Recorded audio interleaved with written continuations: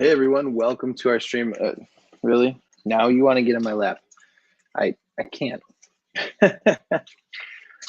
Well, without further ado, let's get into it. We're going to start talking very, very soon about modern keys. What are they?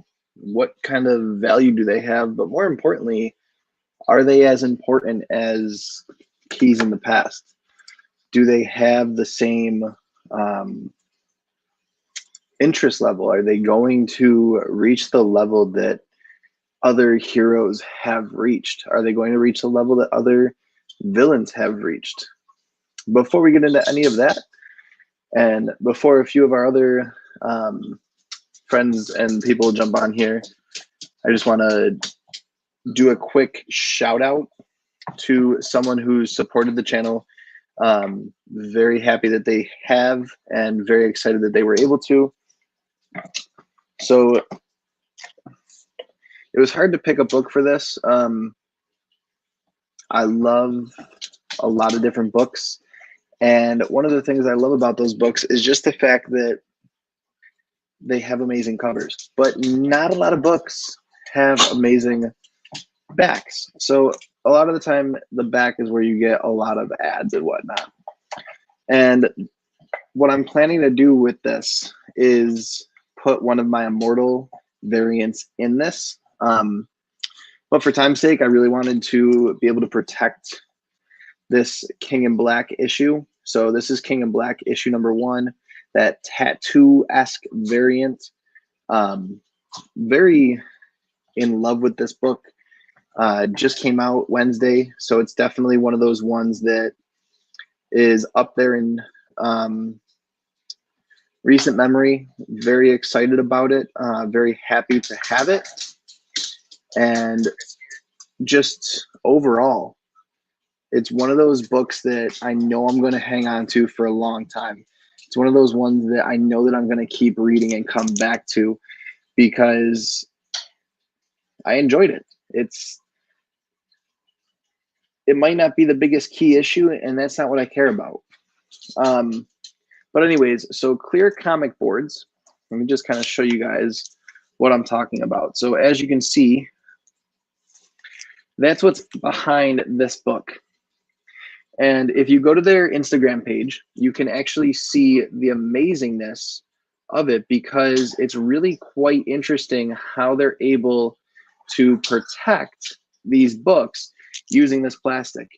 Now, I had seen a few reviews that just kind of didn't speak to what I'm seeing out of these books, or well, not out of these books, but out of these backings. They are very durable. They're very sturdy. As it would have it, they are a little bit more flimsy than cardboard, but I mean, it's not a thick material. It allows you to fit a nice size book in here. And in all honesty, I mean, it's not a make or break for me. This is something that I would get for keys that I really want to keep fresh for a long period of time. So with that being said, it's definitely one of those ones where it's great to have. It's great to buy like 25 of them and then just keep it for those keys that you end up adding to your collection that you haven't sent off to CBCS or CGC yet. With all of that being said, it's very interesting the amount of feedback that I got from people that I sent them off to. So Clear Comic Boards sent me 5. And out of those 5, I kept 2 and sent off 3. Wow. Sent off 3 and got amazing feedback from pretty much everyone that I sent them off to. Those 3 people all said that they were really loving it, that there was not really much bad to say about it. And honestly, it's one of those things where, again, you're not going to be purchasing it for the long haul. You're going to be you're not going to be purchasing for the right now. You're going to be purchasing it for the long haul. You're going to be looking to put those keys in there that you get, to put those books where you want to be able to see the back, to put those virgin variants. Like, this one, that you want to be able to know what issue it is. I mean, obviously, I know what issue this one is simply because it's CGC'd. But at the same time, if I don't have access to the back because it's one of those ones that I didn't want to CGC or whatnot, it's really great to be able to say, guess what? I have a clear comic board. I know that's Flash 750. And I've noticed this with a few Virgin variants that people get in mystery boxes. They're trying to figure out what they're from. I have one that's a Peach Momoko Virgin variant that I'm probably going to use this exact clear comic board for it, just because it's very difficult to know what comic it's from. For me, being someone who hasn't been in it for a while. And that's kind of what I wanted to talk about, is being able to protect your books and know how to really keep them good for the long run. So again, this is just an amazing cover. I'm a huge Reverse Flash fan. So I did end up buying 2 of these, and this is one of the reasons I got 2 of these was to CGC and CBCS both of them, and then do a comparison. A lot of the books that I've gotten, that I've bought, are all CGC, and genuinely, I'm not sure that I'm going to keep buying. If I buy them, CGC is fine. That's okay. If I go to send a book off, I honestly feel that I might lean more towards CBCS in the future, simply because of the durability feel of the book. If that makes sense. It's hard to explain, and I'm going to actually like write down a lot of those thoughts and kind of go from there on this, simply because there's a lot to talk about, and there's a lot to really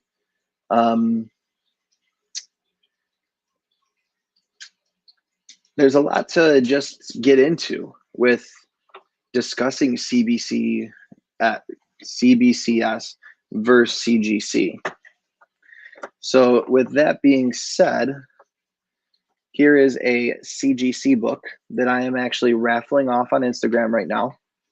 And so $6 will get you this amazing key book. And this is kind of where it all starts with our keys. So this is why I wanted to talk keys. This is why I wanted to get involved in this conversation, because this arguably is a modern key. So for something to be a modern key, it needs to be from the 80s or newer. So even something as far back as Carnage and Venom, technically the first appearance of Venom could be lumped into those modern books. It's still from that Bronze Age, but obviously there's a lot of argument around when did the Bronze Age start and when did the Silver Age end? When did the Bronze Age end and the Modern Age start? And it's just one of those things that a lot of collectors can't agree on, and it's okay. We don't have to agree on everything. Collectors are collectors because they love what they love. I'm not in this to know everything about every single comic book. I would love to, but at the same time, that's not going to ever be the case. So again, if you go to our Instagram, right now we're raffling this off. Next Friday, I would love to announce the winner of this. So if we can fill up all 30 spots, again, $6 a spot. Where else can you get a CGC book for as low as $6? I mean, this is a modern key. It's hot as can be. Right now, it's going anywhere from $130. I've seen people selling it for $180. One just sold recently for about $150. And so $6, and then you just pay the shipping, and then I include the insurance on the shipping and all of that, and it's yours.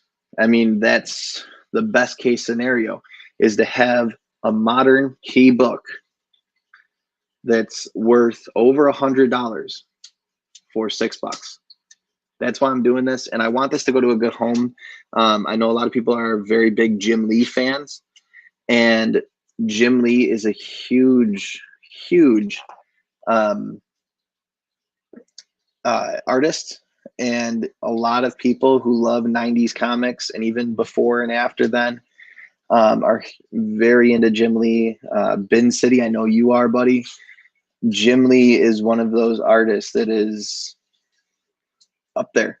He's definitely not a living legend, but one of those ones that could be a legend in his own right. And I'm not a huge X-Men fan. I love the characters. I love everything about the X-Men, but I don't love the comics. And it's kind of interesting. So I'm actually one of those weird people. And by weird people, I simply mean this. This is going to be hard to believe. I like the movies. I love the Wolverine movies. But I've never been able to get into reading an X-Men comic.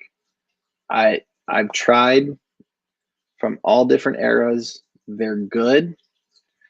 But basically what I'm trying to say is I would never put them on my pull list. And again, that is okay. That's totally fine. It's okay to put them on this pedestal and know that these characters are amazing. And then also be able to say, but I'm not a fan. Because the nice part about being a collector is you don't have to be a collector of everything. You don't have to be someone who loves every single book out there. You love what you love and you collect what you collect. And right now, if I wasn't trying to get one of my grails, which is a 9.8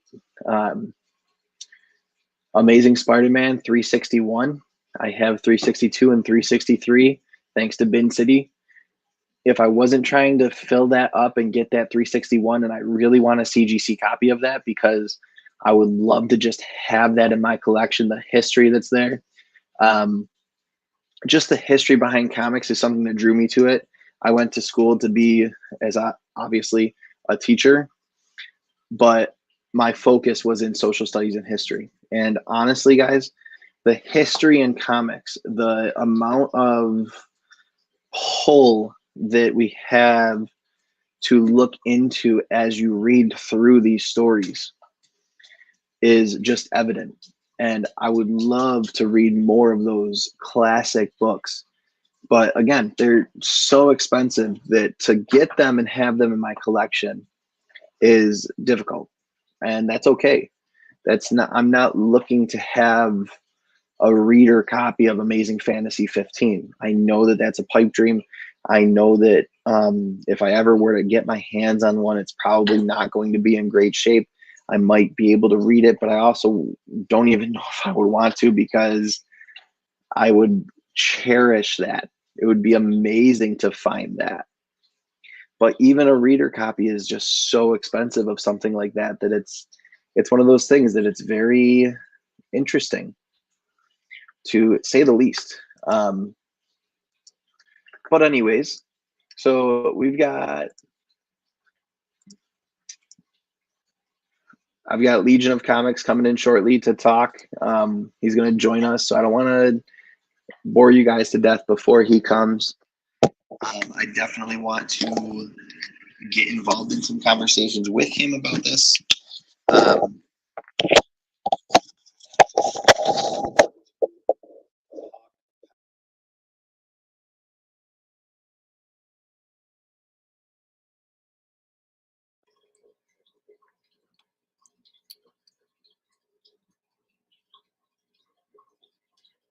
Ooh. Sorry, guys.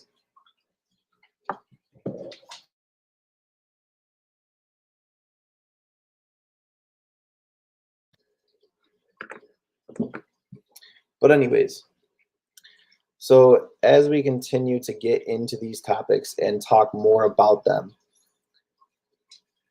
it's going to be one of those things where we have some fun stuff to talk about.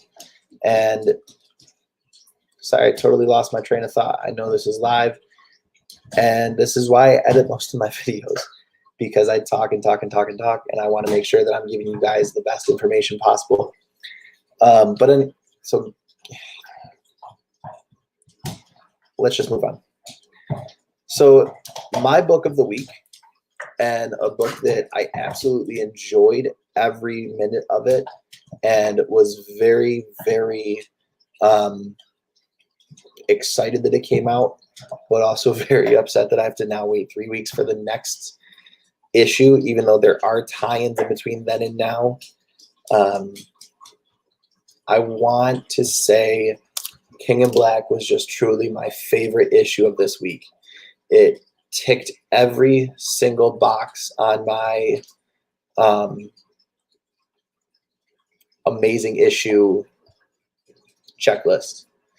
The fact that it had action, the fact that it just started off with a bang, the fact that everything immediately went wrong, and that the plan just didn't go to plan, was one of those things that truly immersed me into the storyline. And it made me realize, well, not realize, but it made me just want to be more and more involved in reading these books. If you guys haven't watched The Secret History of Venom on YouTube, Caleb, one of our loungers, showed it to me the other day, and honestly, I absolutely loved watching every second of it. It's a 9-minute video. Basically, it talked about the sisters that Mel created, and then how they got see, again, I don't know everything. How they were defied by the people who they had a symbiotic relationship with. And that's what led to the creation of Venom. And that then Venom went through all of this to kind of make the universe better. That the only way for the universe to be better was for them to just take over the universe. And truly, Venom is one of my favorites.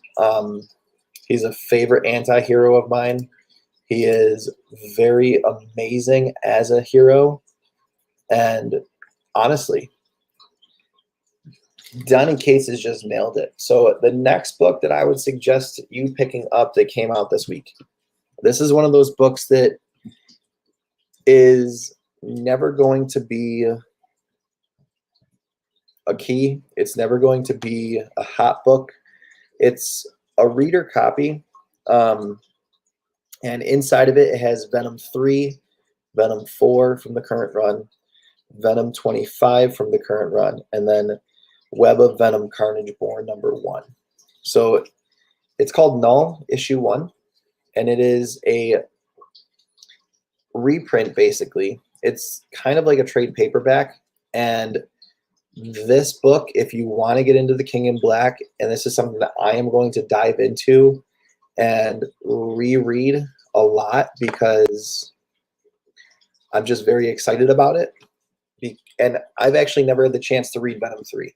I've never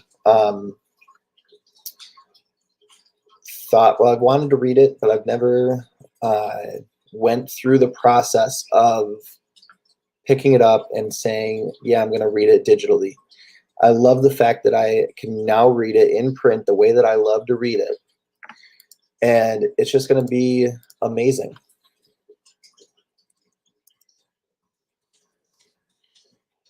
So for those of you just joining us, I'm really excited that you're here. And as always, subscribe to our channel. We're about to hit the 250 subscriber mark. And make sure that you turn on that notification bell.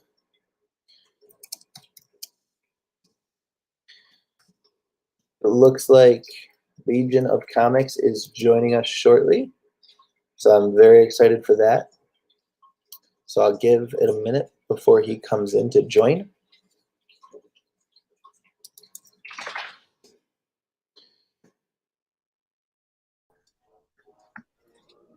What is up, buddy? What's happening, man? playing the devil with my phone. The permissions on my phone turned off, so I had to sit here and tinker with it for a second. You gotta How are you love that, doing? right? Yeah, I'm StreamYard can doing be good. weird How are you? sometimes.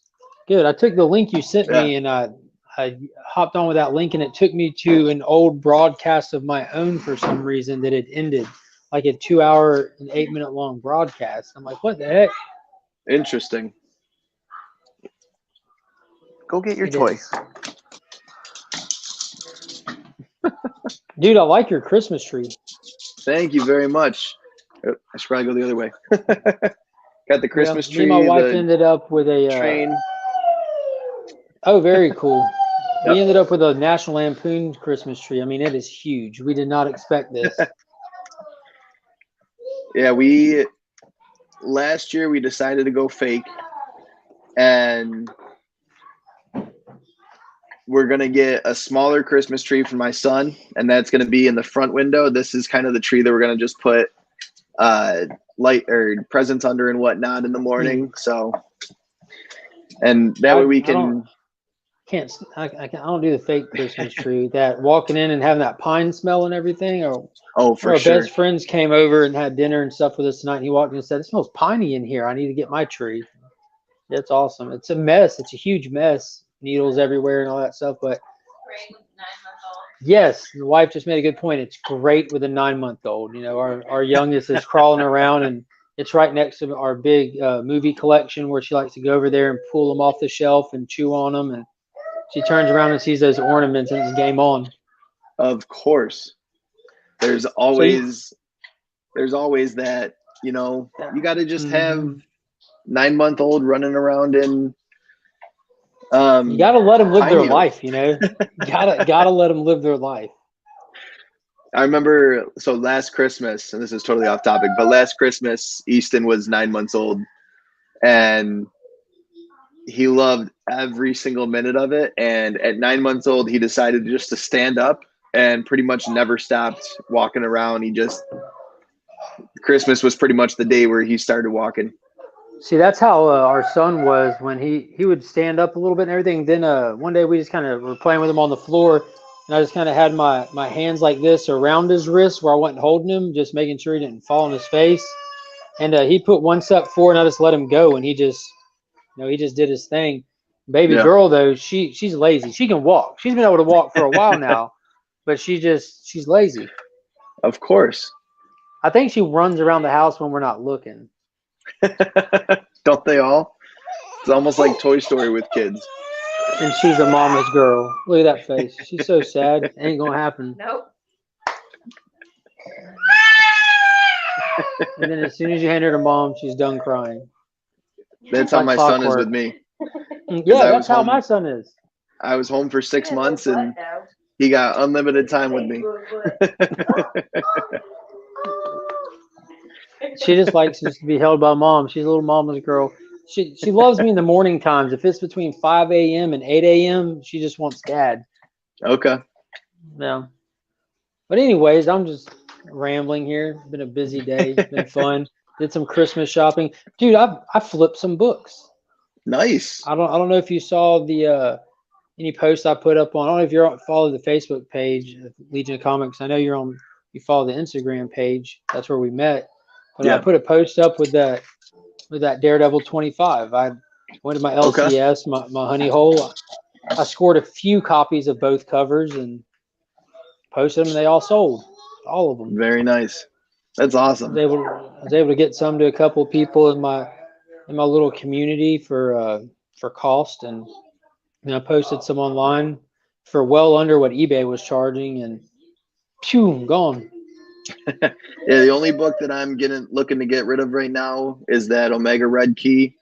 And I'm hoping that I at least fill up 20, 25 spots and then can raffle it off. I don't want to raffle it off with only, I think we have like 12 or 13 right now. So it is what it is. Yeah, that's not enough.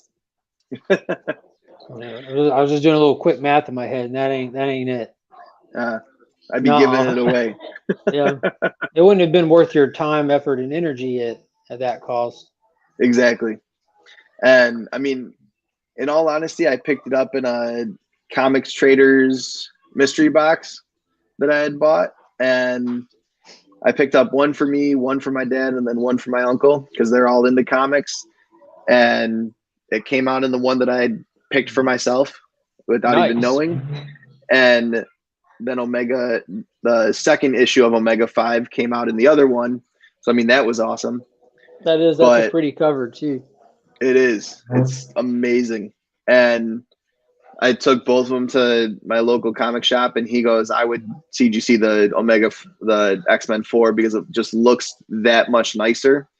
And in all honesty, it speaks to pressing a book and cleaning it up because, I mean, 9.8 is, you can't beat it. I've got stacks of 9.8s, and I haven't pressed a single one of them. And everyone asks me, why don't you press your books? Why don't you press? I mean, you can kind of, I mean, if they're hot off the shelf and they're new, I mean, that's a good example of when you probably would want to. It's been sitting in a long box for a while and dealing with seasons changing and sitting in deteriorating plastic and stuff. But like these books, like my Detective 1000 there that I got Clayton Crane to sign and remark, the DC Universe, fourth print, that first appearance of the three Jokers there. It's like a $200 book. But I didn't press those. And if I pull it straight off the shelf, I'm not worried about it. It's going to come back probably a 9.6 or 9.8, and a 9.6 would be if they nitpick it. Dude, and I've noticed that. See if this Daredevil has one. Like it's like with all of the books. If you look at the corners, you always see like little tails. They got those little tails on them. Yep. That's what keeps a book from being a 10, not a 9.8. Or if you look at the spine, and I'm not talking about color breaking spine ticks, but you look at the actual ridge of the spine and they have like just a little bit of discoloration. None of that gets counted off of a 9.8. That's just shipping stuff. But I think that this right here, that TMNT 100, I'm fairly certain that can hit a 10. That's a square bound. It's a little bit oversized. There's nothing going on with that book at all. See, and that's one of the reasons why I wanted to send off this book, because it's a 750, and I mean pretty much everything about it is that it's trying to put it in front of the camera, that it's that square bound book. It's not your typical comic. It's very thick. I thought for sure that it would come back at 10, but I kind of knew it would be a 9.8 just because 10s are so rare. But when you look at what hits 10s, it's like those Batman Damned #1s, and stuff like that. Those square bound books, they hit it often. I firmly believe that there's a lot of when it comes to these newer books and stuff, there's a lot of just passing them through the table. They just like run a quick eye down the spine and say they just call it a 9.8. They're not looking for 10s. They're not actively trying to find 10s out there. They're just for sure they're just pushing 9.8s. But it is what it is, and there'd be so many more 10s out there, so many more 9.9s because they do exist. But that Flash 7, and you're gonna think I'm crazy for this probably, but my Tech 1000, that's not my only one right there. My Del Lotto Tech 1000, my Del Lotto Action Comics 1000, my Del Lotto Flash 750, and my Del Lotto Wonder Woman 750. I decided I'm going to send it EGS, that new grading company that has the weird holders and you customize your own label for it and everything. I don't think it holds any credibility to the book's grade or its integrity in their cases. But it doesn't require membership. Their turnaround time is fast. It's super cheap. And why not? It'll be fun. It'll be fun. And get cool custom labels. Just makes them more displayable. For sure. I mean, if it's a book that I know I'm going to keep in my collection and it's not one that I'm looking to, like you said, flip, I'd be fine doing something like that. It's one of those ones that you're going to hang on to. I mean, I know you don't need to pay DC. I don't need to pay a CGC price for books that I'm just not planning on getting rid of. I would never get rid of that Action Comics 1000. I don't know if you've seen that cover with Delotto painted Chris Reeves Superman pretty much sitting in the chair in the Fortress of Solitude. It's beautiful. Okay. That's awesome. I got my dad one of those for Father's Day. Then his birthday's right behind that. So I got him an Action Comics 1000, the Neil Adams variant. And I got Neil to sign it. And personalize it to my dad. It was really cool. That's awesome. See, it's stuff like that that just it makes it worth it in the end because there's so much sentimental value there. It's something that you're going to be able to pass down to your kid and say, hey, this was something that your grandfather had. This was something your great grandfather had. And he's going to be like, why'd that old bag get his name written on this book? Now I can't do nothing with it. Well, it's pretty funny. There's been between the Omega Red book, between the Daredevil book today, that's kind of like on topic with what you told me were kind of chatting about with modern key books. Yeah, so I was talking how like the modern era is anything after pretty much 1980. So I mean, even like Carnage is a modern key technically. We don't really think of it that way, but so how are you defining modern? So that's 40 plus years ago now. I know, and that's the crazy part is the modern. I believe the modern era of comics started in, I think it's 85. Correct me if I'm wrong. I'm not 100 on that. I think that I don't know one way or the other, but I know that when I was growing up, there wasn't a copper age. And I know there's a copper age now. There's gold, silver. Mm-hmm.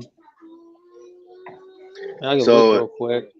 Not that this is anywhere reliable, but Wikipedia says 1985 until the present. And then it says that the Copper Age of comics, immediately preceded by the Bronze Age of comics, spans from 84 to 91. So that puts a Copper Age, in which like that was a semi-new term to me. I didn't grow up with that term. You know what I mean? Yeah, for sure. I mean, I was born in 87, and by 91, 92, like 4 and 5 years old, I was already balls deep in the comic world and watching all the old Chris Reeve Superman stuff. I'd seen all the old 1940 serials by the time that I was 5 years old. You know, we had like those old oversized VHS like the Phantom and the original Captain Marvel and Batman and Superman and the Captain America one where he didn't have a shield but he had a pistol. They're wild, man. They're really good. That's awesome. It's so interesting to see how it kind of changes over time. And like you said, the Copper Age is something that's probably 10 years old now, or if that. I mean, I don't think that was ever really something that I ever referred to when I was talking to people learning about it in the past 5, 6, 7 years. No one ever mentioned copper. Yeah, and it exists inside of the modern age. Yeah. So it's not separate than it, because the modern age is defined from 80s to present, and the Copper Age is defined from 84. So the Bronze and the Copper Age both intertwine inside the modern era. Yep. According to trusty old interweb there. I don't know. I could pull out my Overstreet and see what it says, which is my Bible in this house, but I'm using it to sit the tablet on. So. And I've got pull out an old one. I've got my mutt over here letting me know that she wants to play. Playing with his bone again? Yep. What kind of dog do you have? So I've got the husky, and he's sleeping somewhere probably. And of course, the one who sleeps all day wants to play all night. And she's a mutt. So she's Shih Tzu Hound Terrier was her mom, and then Lab Pit Bull was her dad. Nice. So it was a very interesting combination. I just have a full-blooded Dachshund. Okay. All right, here we go. Overstreet, whether you use it for pricing or not, irrelevant. This is still where grading scales come from. It's still where everything comes from. This is the Bible. So in here, the different ages of comics, you have gold and silver, bronze, obviously. Then you have the Copper Age. Then you have the Modern Age. Then you have the Platinum Age. So the Platinum Age, page 254. So we have multiple ones. It looks like that they have included in the Modern Age. So Top then 10 Platinum Age comics.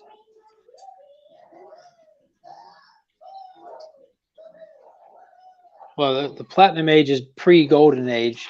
They just have it listed in different order in the front there. But they're talking Yellow Kid and McFadden Flats. Yellow Kid was like the unofficial first comic book ever. Like back in the day.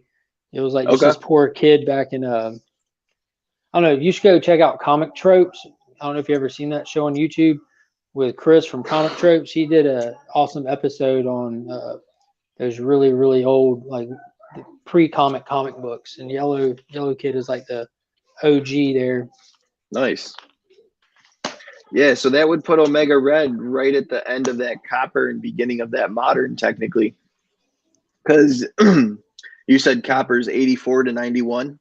Yeah, so he's out of that. Like what So is he's that? X-Men 92. 90. Yeah, he's 90. Depending on what month of the year X-Men 1 rolled out. I'm assuming it rolled out in the summertime. January of 92 is X-Men 4. Oh wow. So yeah, So, X-Men 1 rolled out in the summertime then. Yep. It's just crazy because it's like, okay, you've got this key that's something that people are consistently talking about right now, and one that's probably going to make a debut in the MCU, has already made a cameo in Deadpool 2. Omega Red did? Yep. So he was playing chess in the background of one of the shots, or when Deadpool was playing chess, he was in the background eating, and he had the Omega symbol. Yep. I didn't know that either. I had no idea until I started looking up Omega Red and like making his debut and whatnot, and then someone said he already did. So I went to go find it, and it was in not a deleted scene, but pretty much he was in for such a short snippet of the actual movie that they had to not really give him the credit, I guess is the best way to put it. That's nuts. I'm looking at it right now. You would have never even known to assume that was him with how fast that moves. Exactly. And you know that Ryan Reynolds played Juggernaut, right? Really?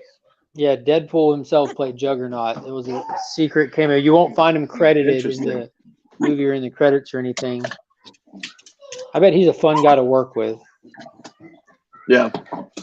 I could only imagine. I mean, the fact that he was hinting at Deadpool 3 and whatnot, just it made it amazing. Do you have a New Mutants 98? I do not. Southern Comic Geek is about to be passing 600 subs, and he's giving away a slab, I think 9.4.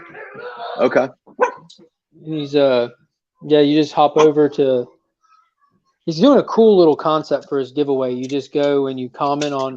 You go and subscribe to a comic channel or a Funko Pop channel you're not subscribed to, and go in the comments and just put hashtag SCG sent me, like Southern Comic Geek, SCG sent me, and then go back over to any one of his videos, doesn't matter, and just leave a comment, I sub to this channel, and it'll just respond, awesome. You're in. Yeah, just kind of connect the community. It's really cool. So what's a modern key for DC? Teen Titans number 12. Okay. How first appearance of Batman Who Laughs. Oh, interesting. So do you ever think that that's going to make it big? Do you ever think that there's going to be a time where we see, no? No, I think that especially after Future State, that it's just going to drop. See, they've elevated Batman Who Laughs so far in this current series that there's nowhere else for him to go but down. Like, this has to be the end of him. It has to be his downfall. There's no returning to his previous state. I mean, you can always get a writer that can do it down the road if they want to, but he's a cosmic being at this point. Okay. And he's just got to go. I honestly think that they're going to get rid of him, and they've introduced a way sicker, twisted, and demented character than even him with the Robin King. And DC is really cool how they do their rollouts, I guess, for these first appearances and stuff, because you had in DC's Metal, you had the primary series and you had one-shots for all of the infected characters that were kind of his little 5-man army that fought with him. And then you had just a handful of tie-ins, just a few, and it was just one story that crisscrossed through Justice League, Teen Titans, Green Arrow, Nightwing. And in the Teen Titan issue, which, that's probably the least amount of readers are going to pick this one up. That's where they had his first appearance, kind of unannounced rollout.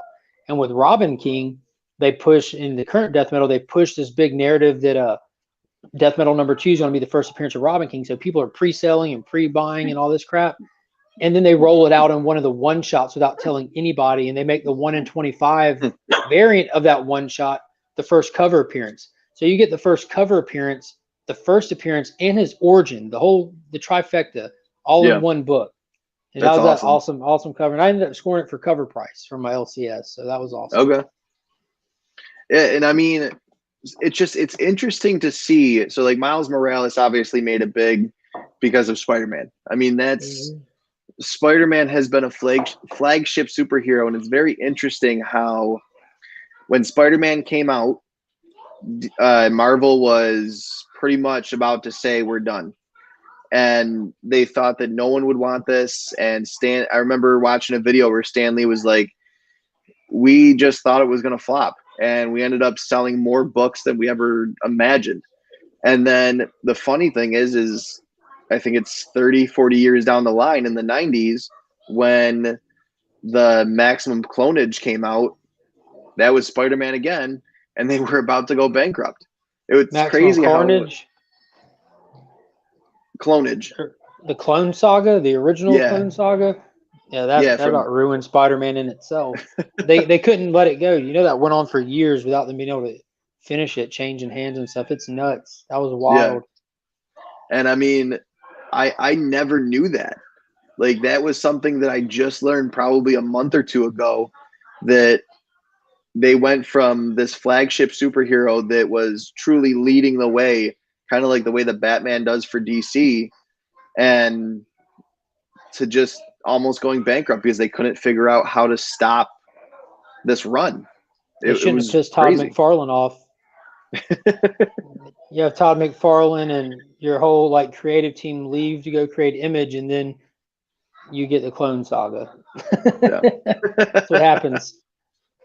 It's crazy. I think that was kind of the norm with Stan, because if you look at like with Spider-Man, I just threw it out there. You look at where Fantastic Four came from.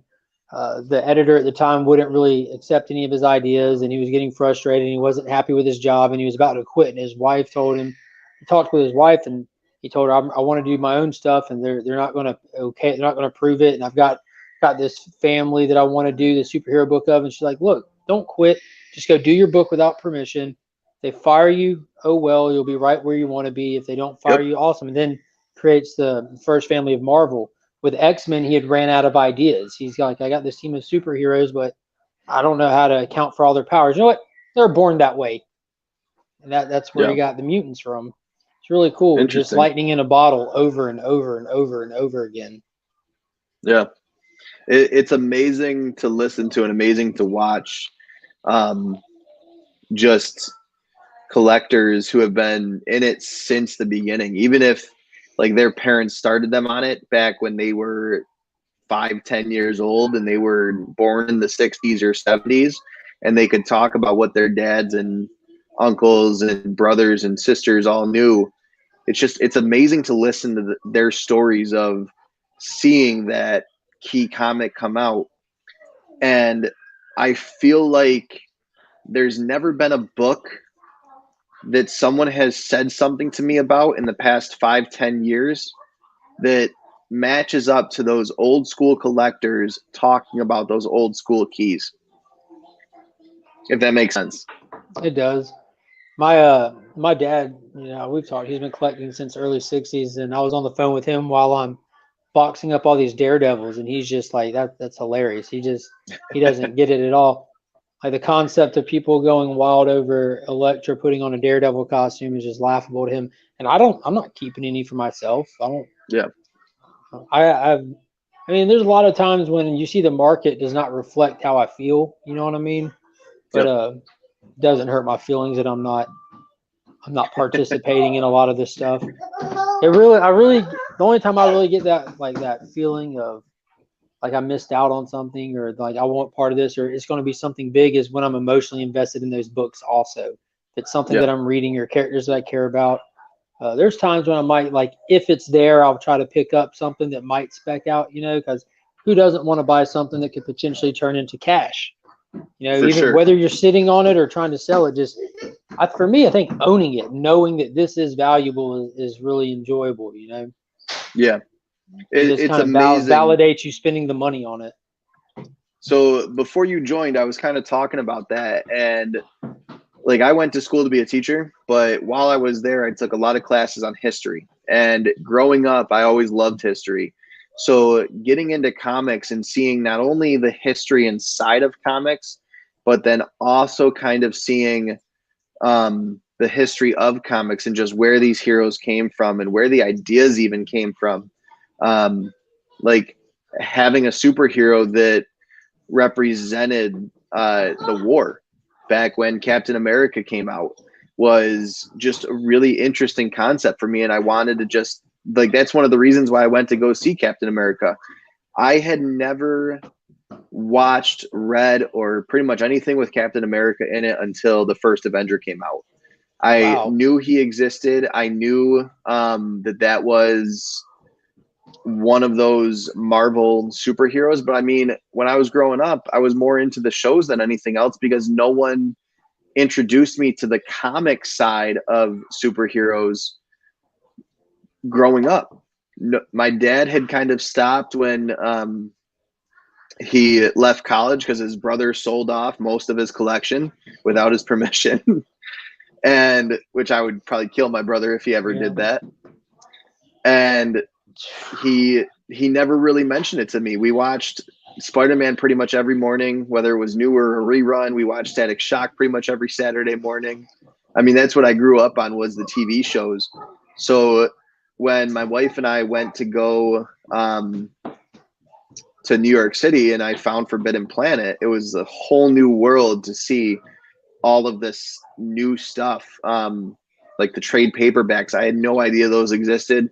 And to be honest, I had no idea what they were. Yeah, they're clutch, man. Yeah. I honestly thought the first time I saw one, I was like, wow, this is really cool. I didn't know that there were graphic novels about comics and whatnot. And someone goes, oh no, those are books inside a book. Like that's a compilation of multiple books. And I go, so I can get caught up like that on the superheroes that I want to know more about. So I think we were there for probably 2 hours just looking through books and whatnot, and spent about $150, $200 in Forbidden Planet that very first time just to learn more. My wife bought God only knows how much Harley Quinn, and I bought some Green Arrow stuff, Moon Knight, just because someone told me that he was a really cool hero to read about. You need to go back and get the David Finch run of Moon Knight. Yeah, it'll change your life. Like I'd from love 2005 or 2006. Some of the best artwork on him too. Okay, good to know. Hey Burke, good to see you. It's morphin' time, huh? Always. See, that's the other thing I grew up on, and it was actually kind of funny because I had a student 2 years ago who absolutely loved the Red Ranger. Like I swear to God, if he ever found a way to become a Red Ranger, he would do it in a heartbeat. Thank you.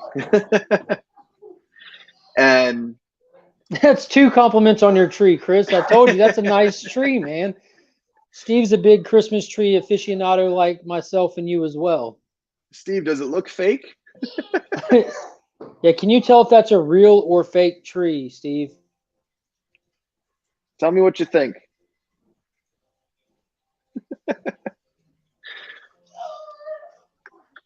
We actually went looking for Christmas lights tonight with my son, and he said he it loved looks every more minute fake of it. than real.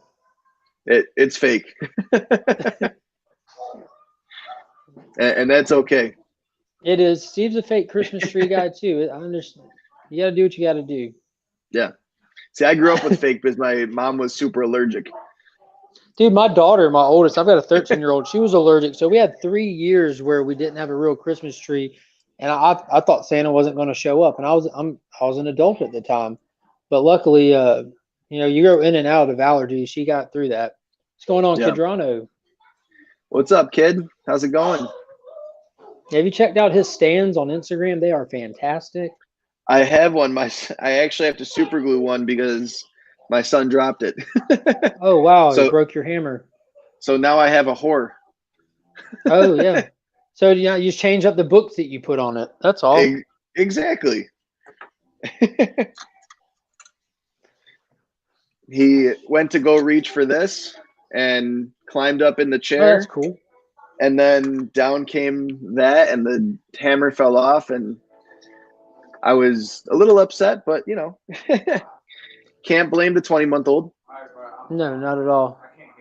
Did your wife pick up that series Harleen that came out a few months Yeah, back? she loved it. Yeah, it was fantastic. Like the progression. Did you read it? I did not yet. Dude, it's in your house. I know. The I've slow, got my own smooth books. progression of her being like so level-minded, just going into madness. Like you can't even pinpoint when it happened. It was That's so well awesome. done. There was one was Harley book fantastic. that she picked up recently, and she goes, I think I might have accidentally picked up a porn book. Which one was it? Not that I'm chasing porn, but I probably have it. It was, I think it was a Was it the? Harley and Ivy Oh yeah, book. I don't have that one. You know they have the current one, Joker Harley Criminal Sanity that's coming out, which is like almost like a true crime book with Miko doing interiors on it, which is just gorgeous. They've already got a few out of that, don't they? Yeah, there's like it's a 9-issue series with a one shot in the middle of it, like a Okay. little special case files book, and I think they've got 6 out now, 6 issues. I think But she's it's been got really 3 or cool. 4 of them. Yeah. And yep, DC Black Label is something that actually got me back into DC. And fire. my buddy Andrew absolutely loved DC Black Label. He's like, this is the superhero books that I want to read, because he's not a superhero person. He can't stand them. He thinks they're stupid, and that why would I read a book about someone who is overpowered and whatnot? And I said, I totally understand that. I get it. And because he's a huge indie comic person, Mhm. but I told him, I was like, there's a bunch of indie superheroes that aren't like that. They're dark. And I'm not talking like Batman. I'm talking like that DC Black Label stuff. And he asked me, he goes, have you seen DC Black Label? And I hadn't at the time. And Rachel goes, I'm pretty sure that I have a couple Black Labels. Go look. And I think one of the ones that she had at that time was Criminal Insanity 1. And I I read through it. It was crazy. Like, it was one of the very first comics where I couldn't read the whole way through in the first try because I had to take a break from it. There was so much happening. Dude, the other history of the DC universe that just came out under Black Label, it took like almost an hour for me to read that book. Yeah. Because of how much was packed into it. And I did it in one sitting, but it was just that much book. And that's what I love, the prestige format. They do a lot of them in that oversized, like Tom Taylor's writing Constantine, a 3-issue miniseries for Black Label right now. And I can't call who the artist is, but dude, that having some of those top tier artists doing oversized format stuff, normally like you can go back and buy like those ultimate cuts of books that are hardback and blown up so you can really see the artwork and stuff, but it is just gorgeous. Yeah. I love picking up variants. Yeah. The artwork alone on them. Point. Yeah, the other history of the DC universe likely was pretty wordy. Well, it's a follow-up to the 1980s history of the DC universe, which was just 2 issues. And what it was, that was taken from a narrator's point of view, and you literally start at the birth of the DC universe, and it runs you through present. It doesn't character focus at all, and it seems like whoever's writing DC books, even to this day, still has to use that as some form of a reference point, because every key history event is still in pretty hardlining continuity. So what they wanted to do with this was just take it from the perspective of the commonly disenfranchised heroes, like the minorities and stuff. So the really only way that they can do that was by character focusing, because we already have the actual history of the universe laid out. So, and just keeping with the vein of the old one, which was a narrator's point of view, like there's no speech bubbles in it at all. It was just big blocks, and it's just a lot of reading, you know. And Wow. it was very wordy, but that's just what the history of the DC Universe line has always been. Yeah. It's one of those Finn things. just fell off the couch. There's the husky. Oh, awesome. Boy or girl? Boy, he's a hard-headed jerk How old is he? to About keep 5? it clean. What? How old is he? About 5, 6? He's 6 years old. You like that? Called it. Yeah, I run a kennel. I see a lot of dogs. Okay. He's one of those dogs that only listen to the people who trained him, and that's a problem. You didn't train him, huh? I trained him, and my wife didn't, so he listens to me and not her. Mm-hmm. Finn. But one of the modern keys that I've found to be very interesting is Marvel's, I think I'm going to butcher it, Blue Beetle. Marvel's Blue Beetle? Or it might not be Beetle. Let me look it up real quick. I know Blue Beetle, the DC characters, had like 3, 4 iterations. It was, I forget the first one's name, but then it went to Ted Cord, and now it's Jaime Reyes. Marvel. It's a Marvel character you're thinking of, though? Yeah. What book is he out of? Blue Beetle. Or Adam, the Legend of Blue Marvel. Is that it? Adam, the Legend of Blue Marvel.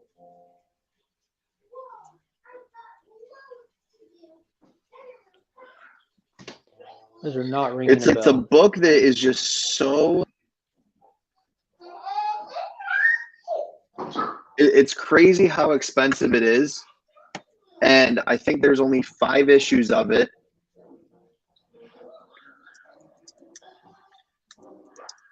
It's definitely a modern key. It's from 2008.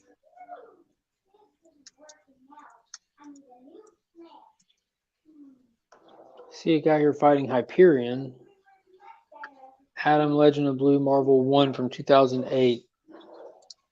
So yeah, I don't even know who this guy is. That's the thing, is like, I had never heard of it until the owner of my local comic book shop had mentioned him and posted a 9.8 slab. So I was like, okay, who is this guy? The FMV on issue 1 is $1,250. And it's like, Yeah, here's a 9.8 that sold today for $999. Good like, God. how like, that's all I have to say about that. And this is what I'm talking about with modern keys. They're so interesting because you have these modern keys that are worth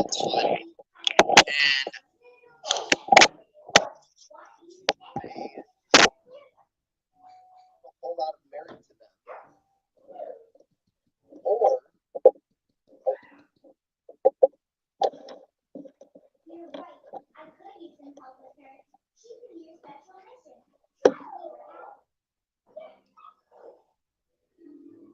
Brent has one, Bert.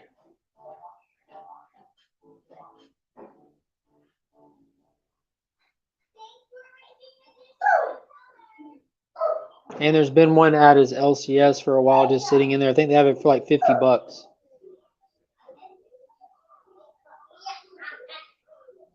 Can't hear you. Can anyone else hear him? Is it just my headphones?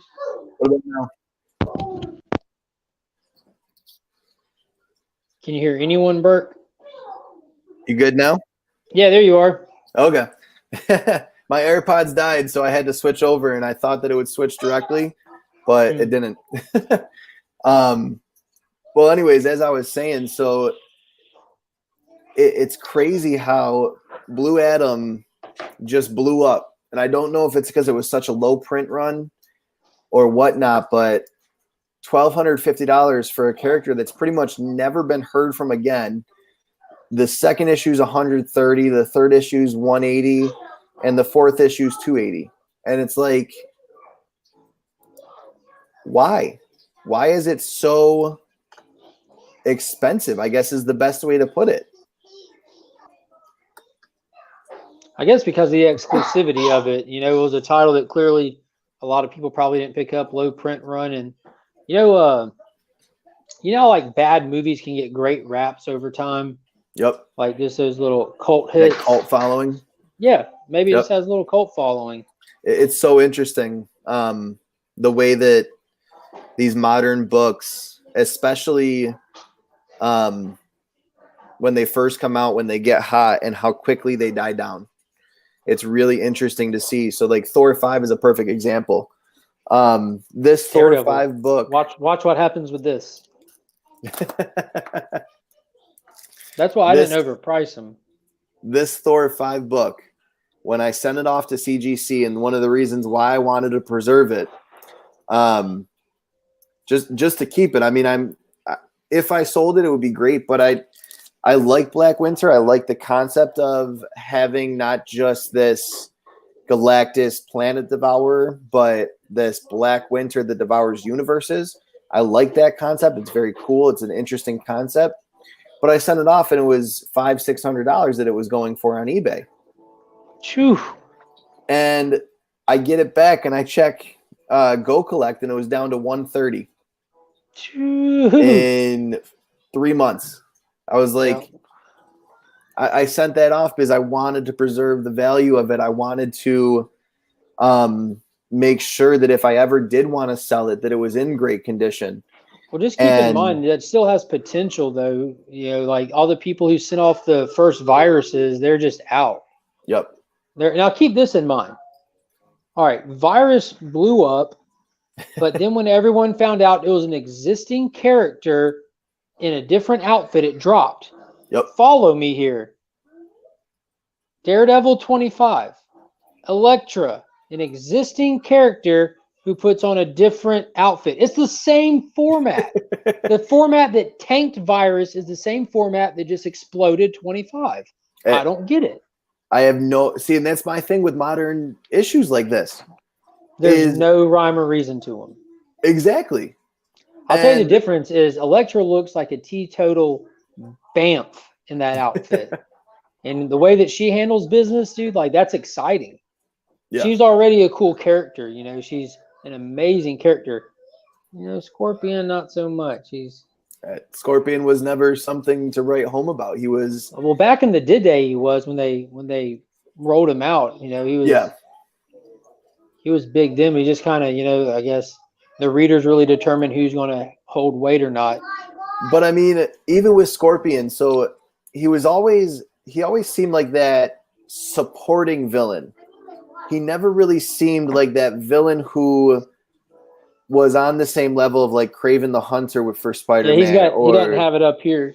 Exactly. And it was very interesting to see how all of a sudden you have this brand new villain who seems totally different from Matt Gargan. And then he comes out and he's Matt Gargan. It was like, and I think that's why remember how they did Max in Amazing Spider-Man with Andrew Garfield? They had Paul Giamatti play him and put him in the no, that was Rhino. That wasn't even Scorpion.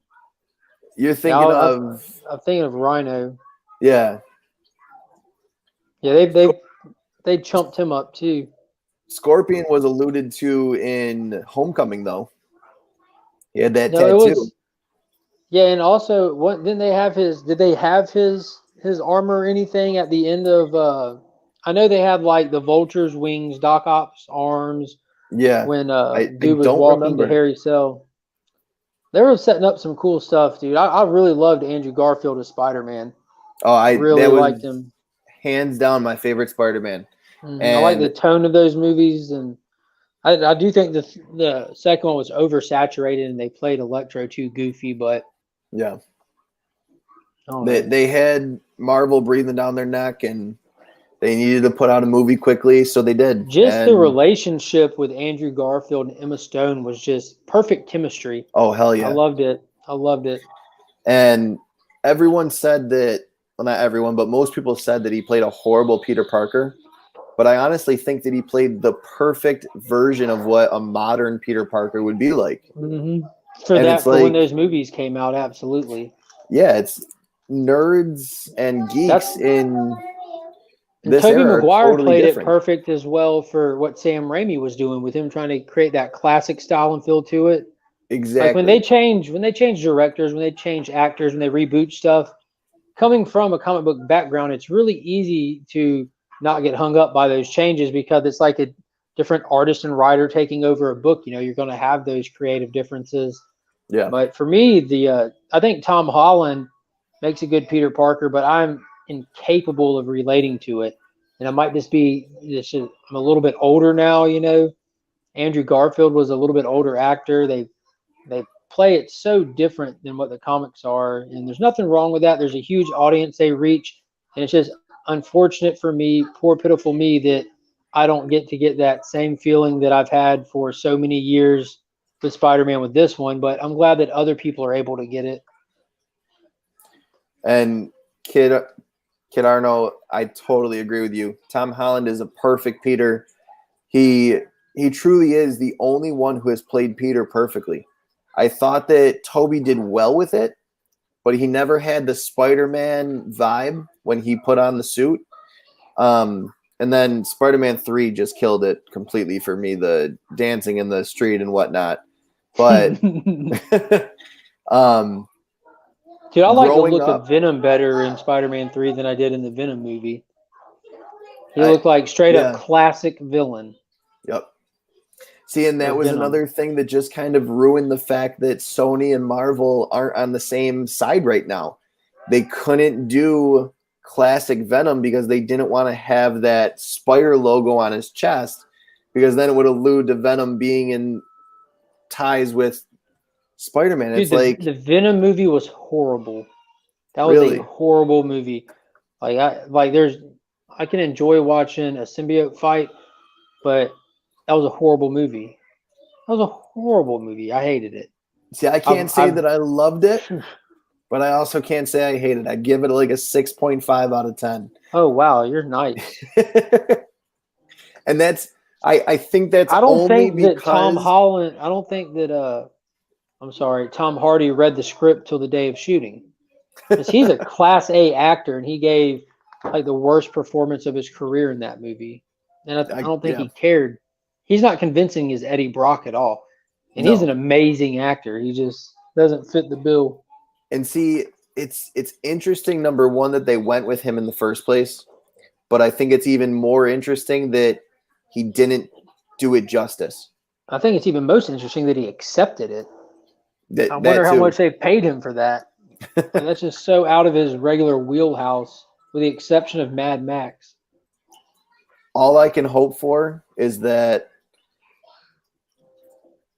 Let There Be Carnage is just 1000% better, because Carnage versus Venom, Did you with- see Woody Harrelson at the end of Venom?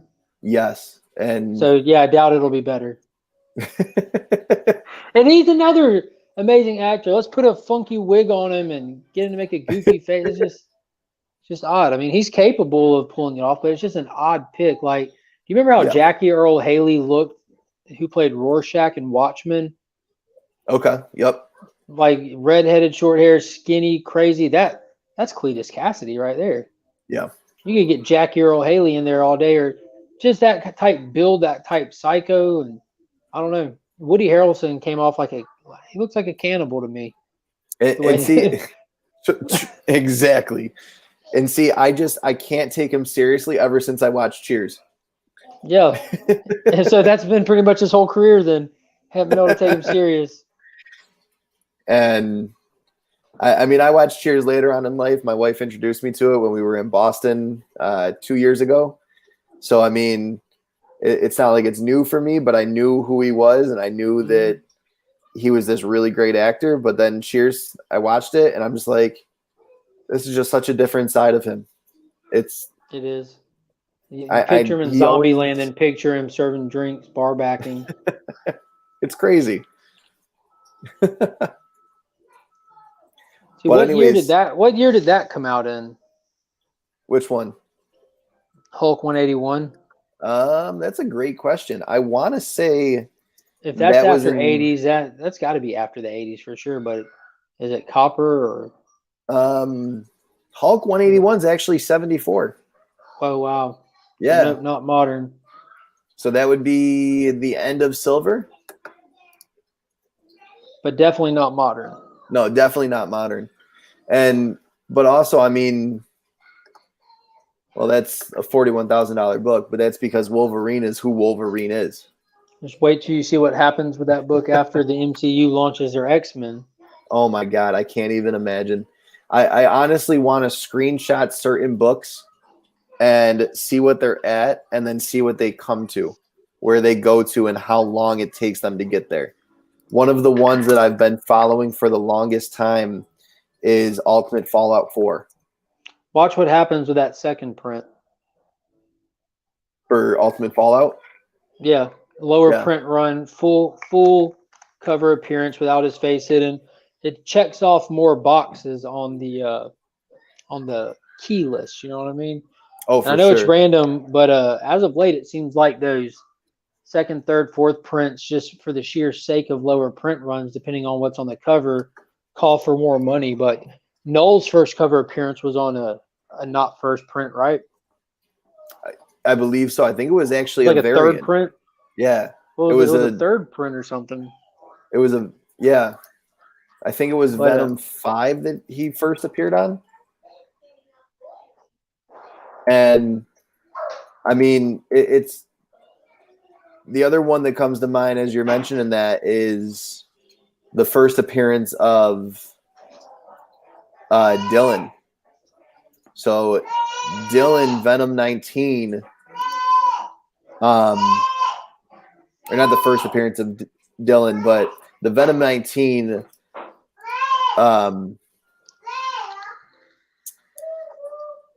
second print, I want to say, has him on the cover, and that's worth so much more money than the first print.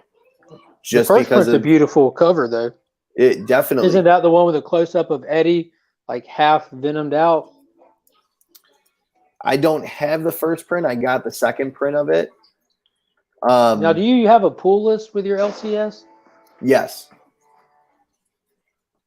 What's your local comic shop you go to? So my local shop is Rhinos, and Oh, yeah, I always, that's right. Yeah. I always like to support them. They actually came out with their first. What's up, Panda? How you doing? Adrian, what's going on, man? They came out with their first newsletter. So it said first edition. It looked almost like that comic book heading and whatnot. I said, oh, this is going to be a major key. It's going to be worth millions. I'm putting that in my box and saving it. With Kid Rano hanging out, it just reminds me, do you read Department of Truth? I do not. Wow. Crazy cool.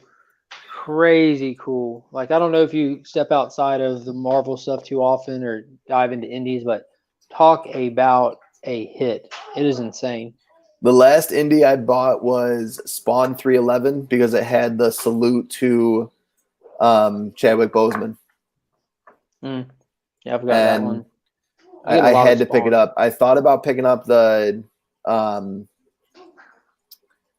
sketch version, but see, when it comes to books that I want for the history of them, I don't always want to spend the most money on it because it's like I'm not buying this to appreciate it as much as someone who could appreciate it more. Or getting any use out of it. And that too. It's like it's going to go in a box and it's going to sit there, and then I'll pull it out maybe once or twice every few years just to say, wow, remember Chadwick Boseman and how great he was as the Black Panther and how he completely rewrote what that could look like. But it's not going to be one of those books. What is it, Black Panther? I don't forget what number is that. First Shuri though. That's blown up. Oh yeah. Yeah, I've got that And- in there. That came out while I was working at my LCS, and I was picking up Black Panther. I can't even imagine how much that's going to blow up. It's really in the hands of Kevin Feige right now. What's going to happen with that book? Yeah. Whatever ends up happening with her is going to be amazing. And I know that it's been hinted at that there could be 2 Black Panthers, and that it could be there's a bunch of stuff going on with her. It's going to be interesting to say the least. And just when we found out about her being part of the snap, I was definitely wondering why and wondering where they would go with that. I thought for sure that as soon as Black Panther was snapped away, they would have kept Shuri to basically kind of be the tech side of the Avengers and help out trying to figure out how to get everyone back. And then when they're going through that list and all of that, it was interesting to say the least. Yeah, I think they had to snap away as many as they can because that's a lot of actors to pay. What's going on, Ryan? What's up, Ryan? And Ryan just had a nice live video too. Be sure to go check him out. Dude, he is like the hardest working man in YouTube right now. He is dropping video after video with creator interviews with all these That's awesome. indie creators and Kickstarter creators. If you ever need to know what's coming out that's guaranteed quality, check him out. That's awesome. And I love hearing about the small creators. I mean, being a small creator myself, trying to just use YouTube as a way to talk about this kind of stuff with people and do more things like this is one of those things that I want to continue growing. And in all honesty, being able to talk to guys like Ryan, being able to talk to guys like you, it really helps out to increase that knowledge of what people want to talk about. And I mean, I love talking comics. It's why it takes me an hour to stand in my local comic shop and pick up the 10 to 15 books that I have in my pull box every week. Because genuinely I could walk in there, say, hey, I'm here, and he would give them to me, I pay for them, and I could walk out. But pretty much every time I'm talking to people, trying to see what issues are new in the back issues, what he's found and whatnot. And What happened, buddy? It's one of those things that He's gone? I always want to make sure that I'm checking out. She told you to go?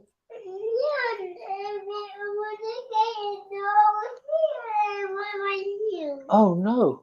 Are you okay? No? Mommy's trying to put sister to sleep, buddy.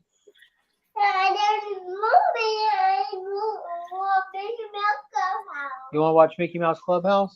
You want to watch it on your TV? Life of a dad. Oh, No, you're good. I gotta turn. Hey Google, play Mickey Mouse Clubhouse in the Batcave. It's playing on your TV, buddy. Go. Smart homes. You gotta love it. Yeah. And I've named his all the stuff that I have hooked up in his room. I named Batcave. He sleeps in a Batmobile, so it's only appropriate. I mean, is there a worse way to grow up? I don't think so. Hey Finn, go turn your switch on. Kid said Rano. to bring back Killmonger. That would be awesome. A reformed Killmonger. Honestly, I would love to see that. I'm not quite sure if they will, though. I think they might try to use Michael B. Jordan for something different in the MCU. Give me 1 second. To take that big of an actor and use him as a one-shot role was very shocking to me. So basically, I think that they would definitely bring back Killmonger because Michael B. Jordan is phenomenal. But at the same time, would they bring him back as Killmonger, or would they bring him back in a different role? I'm not quite sure. It would be interesting to see where they plan to go with that. And I'd love to hear your thoughts on that, guys. It's interesting to say the least of his storyline and the way that they kind of played that. It has a neat style, some cool surprises, Pixar style, heartstring stuff. It's mature though. Nice. And you're talking about We Live? I've never heard of that. I'll have to check that one out. Send me the link on my Instagram, Ryan. That would be awesome to check out. I love those small brands. Get one kid set and the other one. Bring him back as Human Torch. Okay, so we're talking about Michael B. Jordan. Michael B. Jordan, yeah. No, if anyone needs to get brought back as the Human Torch, it's Chris Evans. He's done with Captain America. Let's bring him back. Like, you ever see the Roger Corman Fantastic Four movie from the 90s? I never have. Dude, it's fantastic. I have like all of Roger Corman's films. It's horrible, but you know, hey, you waving? Hi. Who is this weird person in the computer? How'd you get in there? It's amazing what these kids are growing up on, I have to say. Firehawk, I really hope you're joking. Dude, another one of those never released film, the 1990s Captain America, the live action. Okay. Did you ever see that one? See, I grew up with like bootleg copies of like the Roger Corman Fantastic Four, the 1990s Captain America live action. And you can find them today, like on eBay and stuff. Hold on. Yeah. I would love to. I think that's the one where he's like... This is why it's important to organize your collection. I keep all my movies in alphabetical order. That's the one where it's very campy, right? No, not this one. No? Okay. No, it's not campy at all. It's taken pretty serious. The only thing that's weird is because of the suit at the time, you know, the ears on him are not real. Like watching it, not knowing that, you wouldn't really necessarily notice it. But after you know it, you can look like he can't hear out of those ears. I saw that on Instagram the other day that they were that the suit rubbed on his ears so much, and all I could think of was those masks that are like the elastic that go around your ear, and they just hurt and like pull your ears. And I immediately was like, wow, this is COVID all over again. Yeah. Namor finds Killmonger's body, resurrects him, and turns face. Keeps Shuri as the tech genius. That would be very interesting. I mean, they have to find a way to get Namor in there. They have to find a way to... He was supposed to be in Black Panther 2 to begin with. Yeah, to do him properly, and I feel like that would be a perfect introduction for him. Dude, you're talking about overpowered characters. Dude, he's like on par with... Like, he's not like moving planets and stuff, but the dude is one of the strongest characters in the MCU. If you look at classic Namor, he's unstoppable, man. He's awesome. See, and that's one of those characters that I had never heard of growing up. He was one of those ones. Firehawk, if you're serious, I'm putting you in timeout, dude.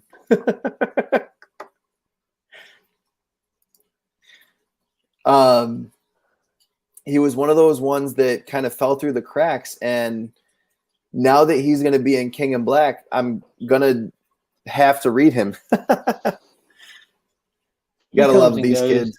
You know, he was in Empire for a brief second. Did you read Empire? I picked up all the Empire books. Story ever. I picked up all of the books simply because my wife wanted to read them, and I read through most. I think I read issues 1 through 4, and I couldn't finish them. And my wife had it on her pull list, and she was not a huge fan, to say the least.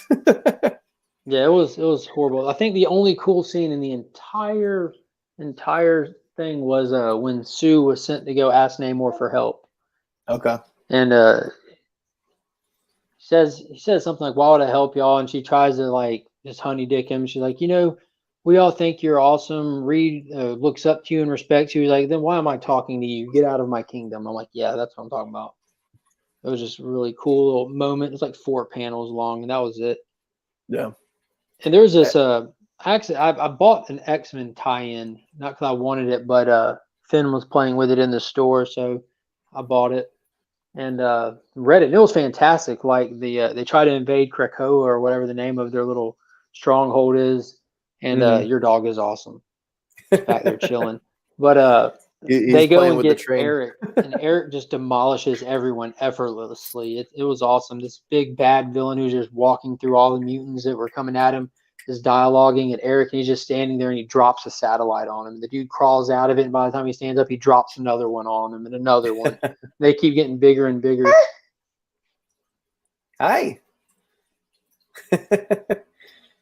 It's amazing the way that in Empire, so the Fantastic Four, I think it was the kids asking for help when they found out that like there was this invasion coming at the very beginning of Empire, and the only people who show up are Wolverine and Spider-Man, and it was just like the dumbest combination of heroes, but it was so funny to read.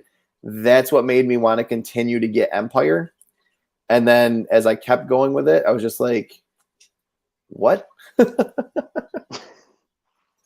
was very saddened by it. I picked it up just because I wanted something more to read. I didn't have a lot of back issues sitting around that I was trying to burn through. Yeah. There's a lot of the older stuff I pick up, which I pick up a lot of old stuff. Like I got stuff over here I haven't, not a lot, but some stuff I haven't even opened yet. And, Okay. but you still got to be in the mood to want to read certain things here and there. Yeah. I just picked it up because I wanted something to read from Marvel. I'm like, I hardly get any Marvel. Let me see if I could kind of change that up. And then I read it, and I'm like, this is why I don't pick up a lot of Marvel. But see, I wouldn't go with an Empire book to say I'm going to read Marvel. Yeah, that's and true. see, I thought the concept was that's so also cool. on. I mean, it was cool in the sense that they pulled for a little bit from the Avengers history to kind of, getting the swordsman back and everything, but it wasn't the swordsman, and pulling from a time era when Mantis was taken a little more seriously. But it's just, you're pulling from a time era that most modern readers aren't up to speed on either. Anyways, I'm a little up to speed on them because I have a lot of old Avengers trades and stuff, and I still didn't care. And then you're kind of doing this goofy, it just seems so goofy to me. Like, I don't know.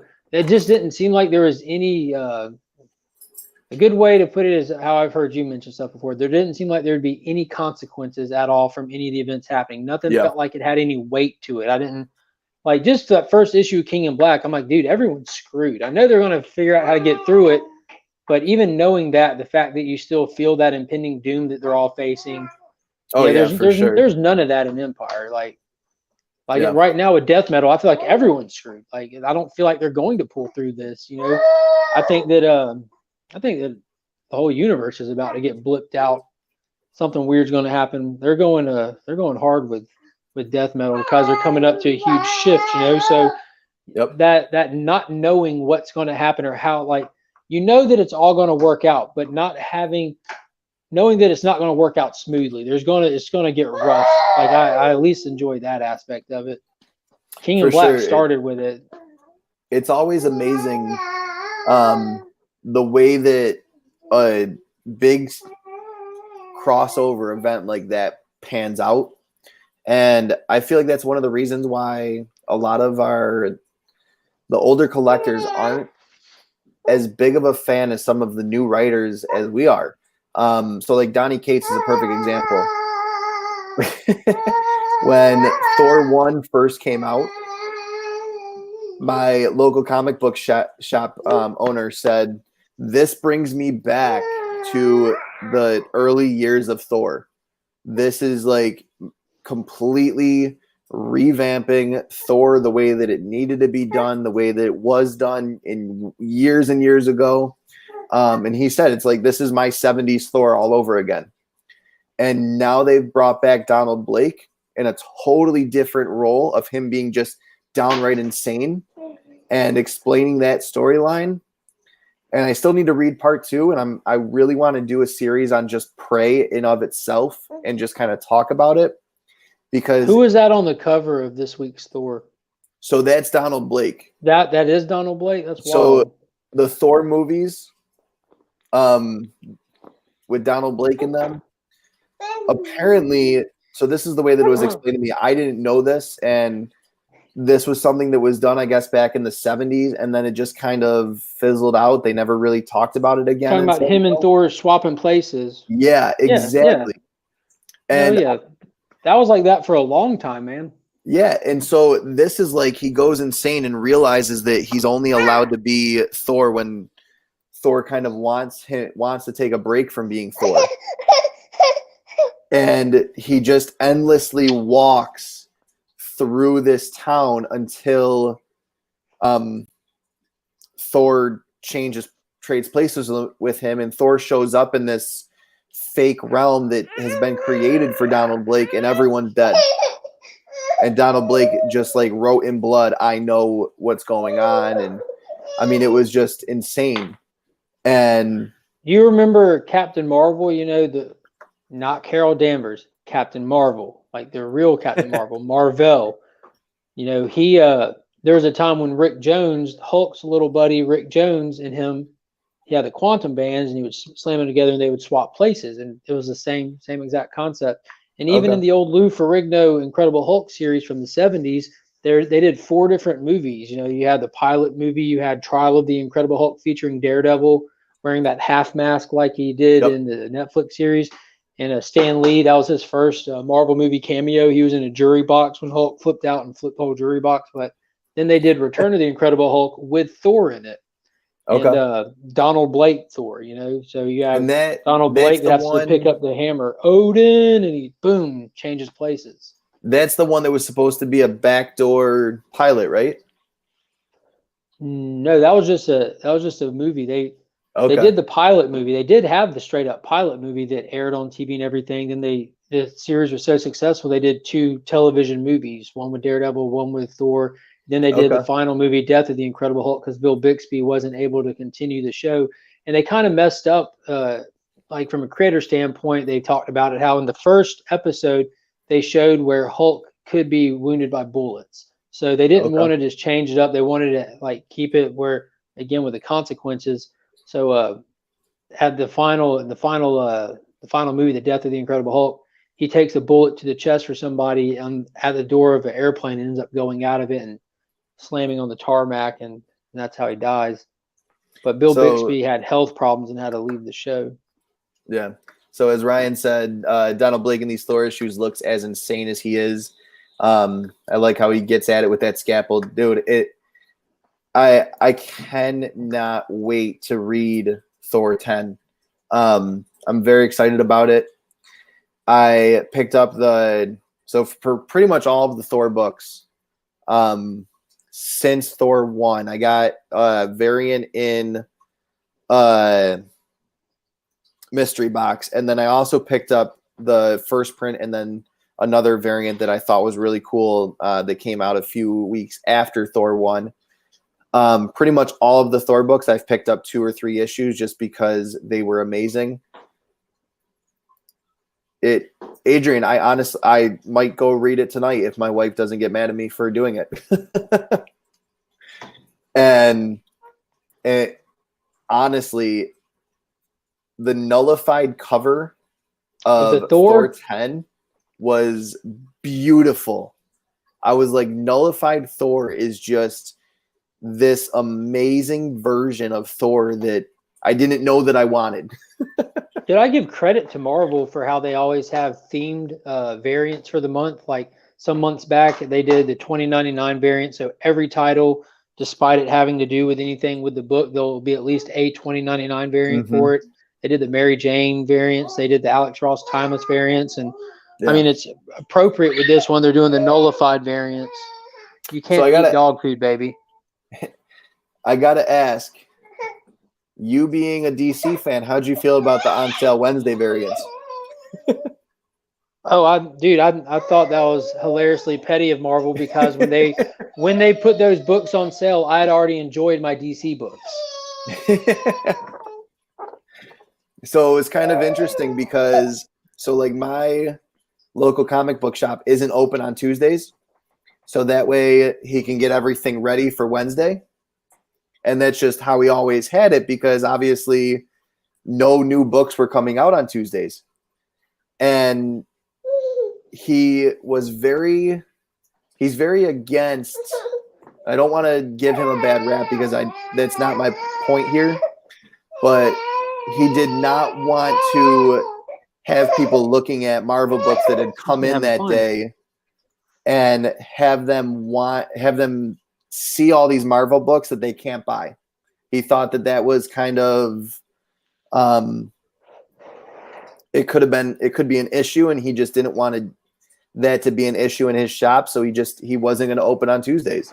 That's weird. My LCS, there's 2 LCSs I have in Augusta, mine that I have my pool box at, and then a newer one. Both of them, it's a different distributor. They're not coming from Diamond. They're both coming from the same carrier, but Lunar ships before Diamond ships. So all the DC books show up on Mondays, and all the Marvel books show up on Wednesdays. And he just has a part of his store where he preps all his stuff kind of sectioned off. I guess it just really depends on how your store's set up. One shop does it once he closes. He just puts them all out, Yeah. But both shops told me that they enjoy it. The upside of this is they're able to take that crazy workload of putting out all their comic books in one day. You're able to split that up into slightly less work in 2 separate days. Interesting. So I guess it really depends on how the shop operates and how how your shop is shaped and what you're capable of doing based on your limitations and everything. So like his shop, he's got the whole wall on the one side is all new issues. And it's sitting on basically a shelf.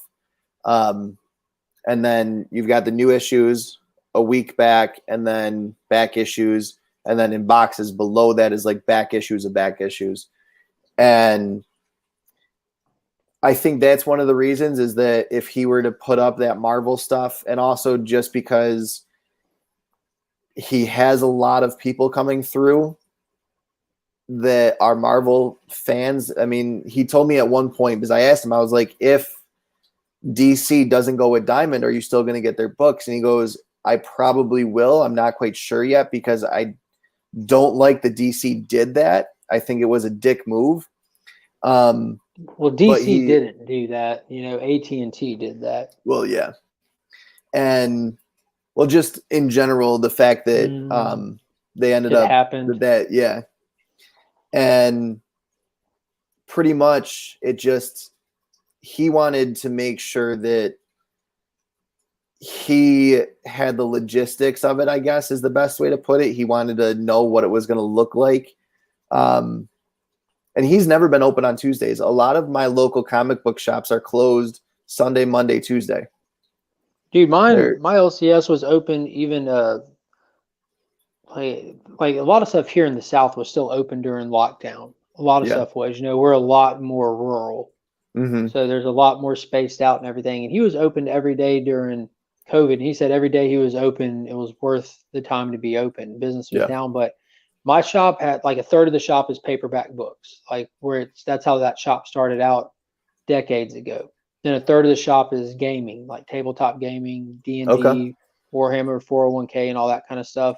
Then the rest of it is comic books. So he's able to take a large gaming area, and he just has it sectioned off where he's not doing in-store gaming like he normally would, because of COVID and everything. So he has all that to work with right now. See, and he's got a big store. He's not in like the middle of town where like he's in the city, but he's not in like a huge busy area. Yeah, the real estate's not probably as crazy for rent and stuff, but he's got a lot of room to work with. And that's how Comics Etc. is in the city of Rochester. Is they've got a back room where you can play the games, tabletop games. They've got Yu-Gi-Oh, Dungeons and Dragons, all that fun stuff. And then they've got their collectibles. They've got their back issues in that back room. The older issues from like the Bronze and Silver Ages. And so they're open all week, every day. And he just kind of, like you said, sections off a space and puts it on a table and makes sure that no one goes and touches that table, basically. And I mean, honestly, not being a huge DC fan, I guess it doesn't affect me that much. So it's one of those things where not that I don't care, but that I wanted to kind of look into more of why or how it affected DC fans. Dude, I loved it. My normal off day from work is Tuesday because it's the slowest day of the week. Okay. So it's perfect for me. Yeah. And I'm sitting here during lockdown. They're not pumping out books anywhere. And DC says we're changing distributors and pumping out books. I'm like, thanks, man. See, and I think that's one of the things that killed Empire was the fact that they dropped so many issues. Well, it was poorly written, but yeah. that the second Prince came out the same day as the first Prince too. The tie-ins that were going to be a part of it, they dropped, I think, 15 or 20 books. Jeez, can you imagine how many they had then? Because yeah, I had, so like in my comic book inventory, I had all of the issues because I was planning to get all of them. I was very interested. Even my dad wanted to read them because I said it's the Kree and the Skrull War ending. That's what it's going to be about. It was a lie about the Kree and the Skrull War ending, but it was still a cool concept. I mean, everyone, like all the characters, it was funny watching their reaction to that concept. Wait a minute, what? Y'all aren't fighting? What? Exactly. And he goes, hold on a second. The Kree and the Skrull, who have been in battle pretty much since Marvel Comics started. The 60s, yeah. Like, all of a sudden, they're no longer battling. I would love to read what that's going to be about. And then I read a few issues, and I go, remember that book I told you that you would want to read? Just don't even worry about it. Dude, thank God you stopped him. He probably would have disowned you. I don't even know him, but if I was your dad, I would. Dude, yeah, I did like the fact that it kind of brought some more attention to Hulkling and Wiccan and all that, because I do have all those Young Avengers books where all of them first appeared, and that's a really fun read, man. That was really decent, especially at the time. Honestly, I think my wife picked up most of those books for the covers, because the ones she picked up were the variants, and I mean they're really cool covers. But the Empires, yeah, there was one. I think it was Empire 1 with Thor holding the hammer. I had to get it. That was obviously before I had read any of the issues, and being as big of a Thor fan as I've become in the past, I'd say year, just with Donny Cates writing, Ragnarok coming out, the badassery of him in Endgame, the funniness of him in Endgame, he's just become a character that I really want to get to know. And that's like when Prey came out, now I want to know who Donald Blake was. Now I want to go back and read all, you know what I mean? Like I want to know the history of all that. Like, because I said I was saying, I said to my local comic book shop guy, I'm like, yeah, Donald Blake from the movies. He goes, oh no, that's a totally different version. This guy, what Donald Blake was in the movies? He was, because I remember they did a joke about it in the first Thor movie when they slapped a name tag on him. What's going on to Cover Collector? What up? They slapped a name tag on Thor that said Donald Blake just to give him a fake name when he was with S.H.I.E.L.D. Yeah. I don't remember him popping up actually in the movies. I don't think he was in the movie, but the name, like that name was dropped. Yeah. And I remember someone saying, holy shit, Donald Blake. And I was like, okay, Donald Blake. Like, it just kind of always stuck with me, but I had no idea how important or how special that was until obviously looking into Prey. And it's going to be very interesting to go back and read all of those books and kind of let me know more of the details and more of the history behind it. Let me ask you some questions while I have you about CGC. Do you have your own membership to them, or did you submit your books through a shop? I always submit my books through a shop. I don't have my own membership. How much do they charge you, if you don't mind me asking? Hey, boy. $25. That's cheap. Yeah. So he charges me I think it ends up being 26 a book. Finn, So- no sir. Yeah, that's really cheap. He's not really taxing much at all. It's like because without any discounts, it's like $20 to submit a modern book to CGC, and if you have a membership, you get 15% off of that. So that's just really covering the insurance on the shipping package. And Yeah. with CBCS, one of the local comic shops here submits to CBCS because they have a bad taste in their mouth from CGC, and he charges $35 a submission. Okay. And of course, it's more if you want a yellow label. Yeah. Like if you're trying to get the verified service or anything. But, Yeah, I've got a book that's for my wife that is a signed J. Scott Campbell book. It's a Christmas gift to her because she loves that artwork. She loves the Gwen artwork, the Mary Jane artwork, and whatnot. And it's signed. And I said to my guy, I was like, if I send this off, how much is it going to be? And because I figured he does CBCS also. Yeah. He does CGC, CBCS. That's who I sent off all those books there. I've only ever sent off the 4 books. The other ones, I've got 4 others in my collection. So like this one is one of my wife's books that I bought from him. It's the Amazing Spider-Man 606. Part of me wants to get 616 just because Spider-Man or Marvel 616. Comics. Yeah. But and he goes, oh well, blue label, that's the $26. If you want a gold label, we're talking like 53. What? For the verification service? Yeah. He said I think he said it's like $50. And Wow. Yeah. So So I don't know. I've got some books signed by Alex Ross. I've got some Crane books that I've got acquired that aren't slab. I got like 2. I got him to sign a few books myself that I didn't care to get slabbed. His first work on Marvel was in like a Carnage book or something, but his second work with Marvel was this Ghost Rider series that he did. Yeah, that's the best thing. Like when you get the middle tier membership with CGC, they give you your money back. So as soon as you're ready to spend $150 on, just commit $150 to coming out of your bank account toward your collection. You can just, because you don't have to use it all at once. You can just go sign up for that membership and immediately start sending books off, so you don't actually have to pay for those that you get graded.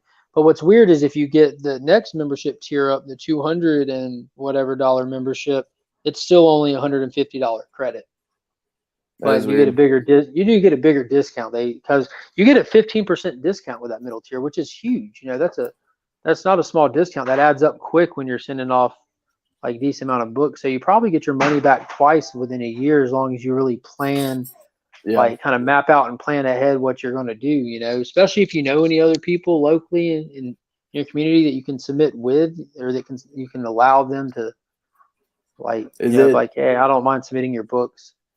Is it a one-time membership or a yearly? It's an annual. Okay. That's what I figured.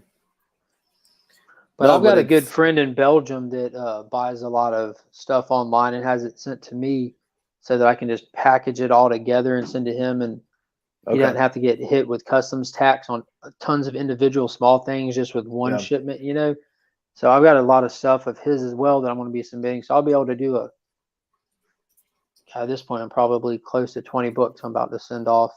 Okay. Wow. How much is it to send off a book if you have the membership? Because I saw somewhere like for a modern book, like if you're sending, again, it's also based off the value of the book, like the fair market value of the book.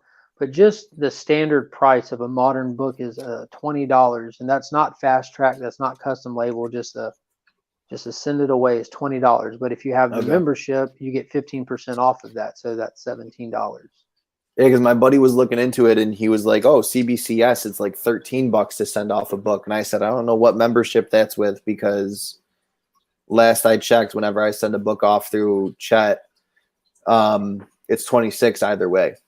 Well, if a comic shop is going to have a set price for it, they have to compensate for it. If you bring them 5 books that aren't crazy in value, there's moderate books. Someone else brings them a few that aren't crazy in value.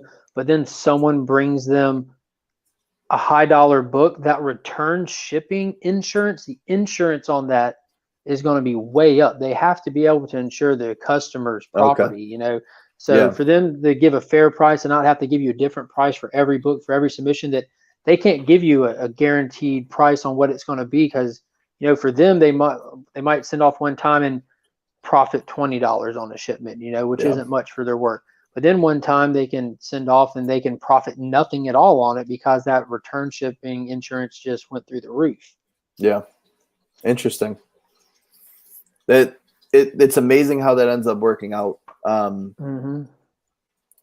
But I've got 3 off at CBCS right now that actually sent through their What's up, cleaning and pressing DJ? service, which I knew their cleaning and pressing service is going to take a long time.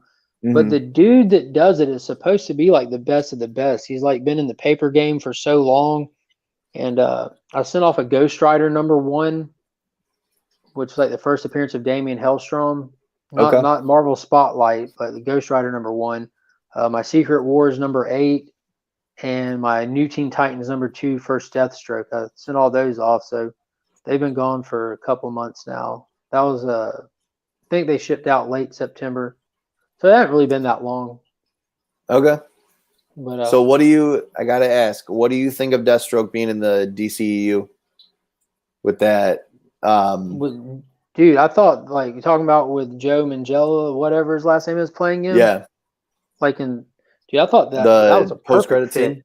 Yeah. Perfect fit. I'm so stoked for the Snyder cut, dude. I've been a Snyder fanboy since like Dawn of the Dead. Like when he remade Dawn of the Dead way back in the day.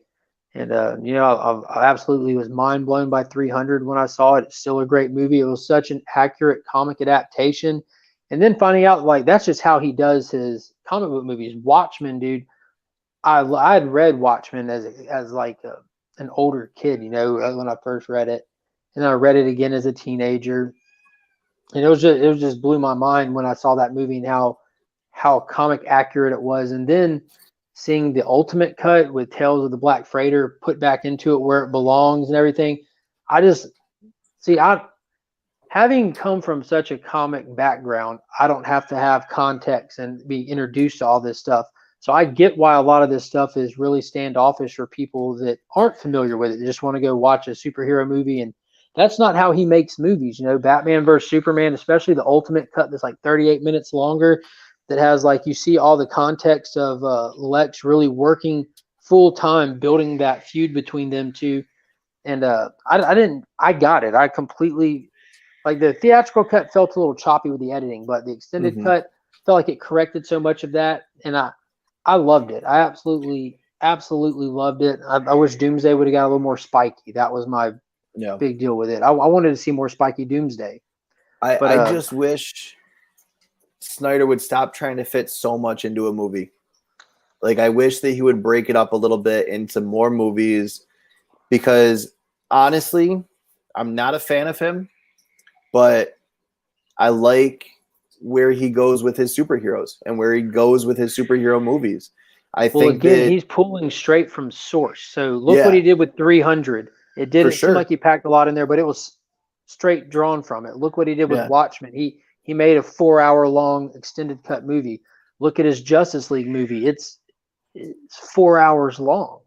I know, and I think that's my issue. Is I wish that he would split it up to almost for just, even if it's just for fan service, to really extend a little bit more the value of those movies, to extend the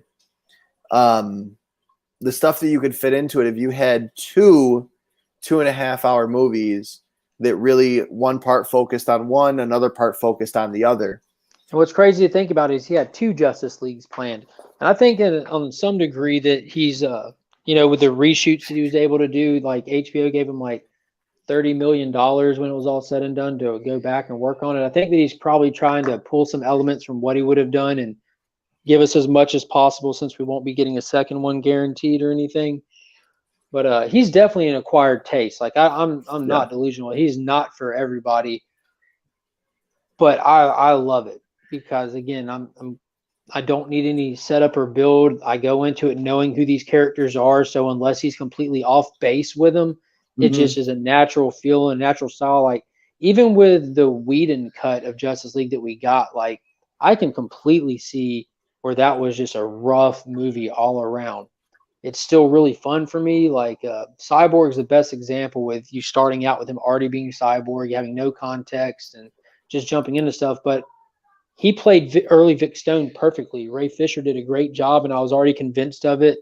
But if you don't know Cyborg, if you never followed any of that, you have no clue how this happened to him, what's going Yeah. on with him, why is he brooding about it when everyone else that you don't know who they are has powers or happy-go-lucky and everything. Yeah. But I completely get it. I think you're going to see a lot of correction with it, and that they're cutting the Snyder cut into 4 parts. Yep. And they're releasing it in 4 parts on Max. I think that was the right move because I would sit there and watch the whole thing in one sitting, happily, But that's not going to be how you reach your general audience, though. See, and I would watch the whole thing in one sitting just because I wouldn't want to sit there and get broken up every hour.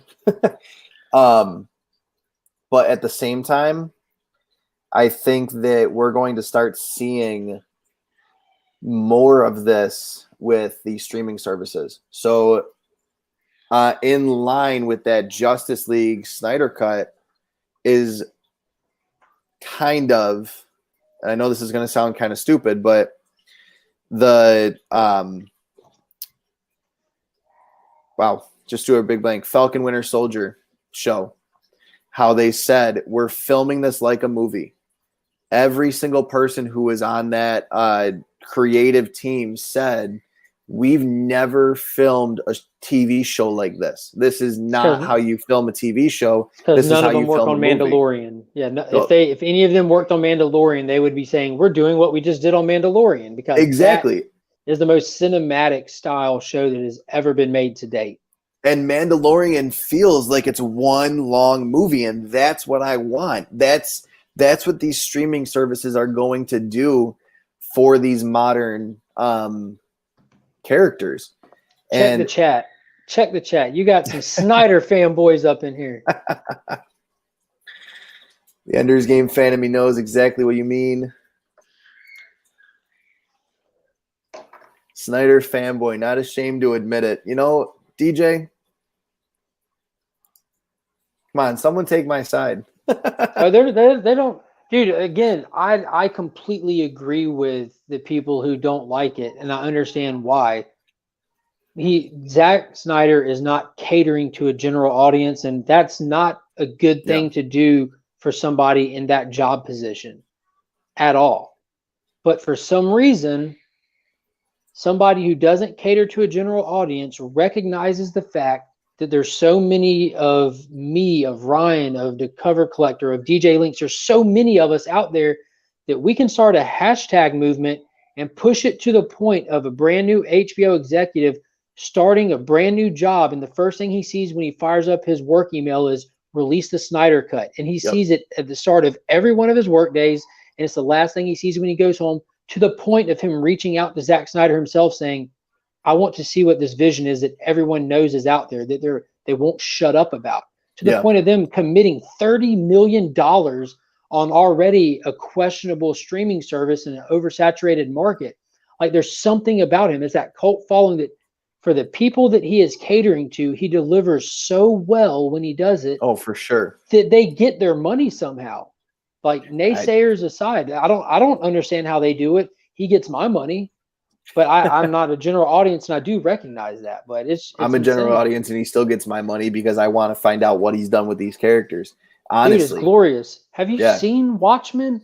Like that's just one of the most beautiful pieces of film that's ever been made. Just picture the comedian flying out that window when Adrian throws him out of it, and then just think back and just look in your head, like you literally, if you've read Watchmen, when you watch that. Like he uses the comics as storyboards, and for people that are familiar with it, we're gonna fight for that kind of stuff. Oh, we will for sure. fight for it. And so I actually did a video not too long ago about picking a bone with all of these old school and new old school comic book fans who would say, "Oh, I'm so tired of," like Andrew Garfield, perfect example. He wasn't my Peter Parker. Doctor Strange, not my Doctor Strange.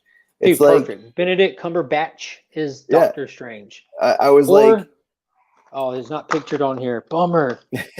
I was like, you got to be 1970s kidding me movie? right now. These characters are matching up with these amazing actors, and you're telling me just because it wasn't the one that you grew up with, or it wasn't the one that you envisioned, or you wanted a different, come on. And I was just so tired of hearing that, hey, just because you didn't like this about so-and-so, you're not going to watch it and you're going to downplay it. Like, Doctor Strange was a bad-ass movie. It was amazing. And yeah, I was kind of saying when he got into the car accident, well, he deserved it, but so was he. By the end of that movie, he realized I deserved to go through this. And Did you remember in Thor Ragnarok when Doctor Strange did his cameo and they even had him in the big yellow gloves? Yep. How, like, full outfit, like bells and whistles, and as not practical as those were and as weird as they were, I loved it. Mm-hmm. I loved it. I thought it looked awesome. But DJ Lynx did an interview. I think it was Small Town Collectibles. It's this channel that reaches out to other content creators and does little interviews with them and stuff. And that guy was a little bit older than you and I, a little bit older than DJ Lynx. And they were talking, and at one point he made this comment, and I've mentioned this before. Yeah, Small Town Collectibles. Definitely go check that interview out, dude, because this guy, he's an old school fella. I don't necessarily know how long he's been into comics and all that, but he's been in it long enough that he was able to say that he's hit a point where he feels that he's aged out of Marvel, where it's not necessarily being written for him anymore. And that hit me in the feels so hard because, I mean, we talk enough, that I'm just not really drawn to Marvel in a lot of aspects. And after hearing that interview, I've never felt so okay about that. And not just with comics, but with movies, like with the Tom Holland Spider-Man. I think he's visually a great Peter Parker, but the Spider-Man universe, the movie universe that they created, I'm not a fan of. But that's okay, because we mentioned it earlier tonight. I'm glad that they're connecting with a younger generation that'll keep this character going and keep it moving. And that was one thing that Stan Lee even loved. Like, he wanted his characters to be in the hands of as many creators as possible to play with and do stuff as possible. Like, look at, he licensed them to Japan in the late 60s, early 70s, and that was part of the road to Power Rangers being created. They had a Spider-Man TV show and they wanted to sell toys, so they gave them a giant robot to fight giant villains with. Then they realized we need more than just Spider-Man and one robot, so they created a team of 5 with different colors with their own robots, and Zyrus Rangers was born. Spider-Man was, that's really cool that Stan Lee and Spider-Man were a piece of Power Ranger history even. Yeah. And so I'm kind of okay with the fact I wish I still could love all these characters. My bank account is glad that I don't. I already picked up enough, but just hearing that interview was just so insightful. And I don't know why it hit me so heavy, but it was such a great interview. You should definitely check it out. Definitely will. So for those of you who didn't catch that Small Town Collectibles interview, go ahead and check that out when you get the chance, when you're done watching here.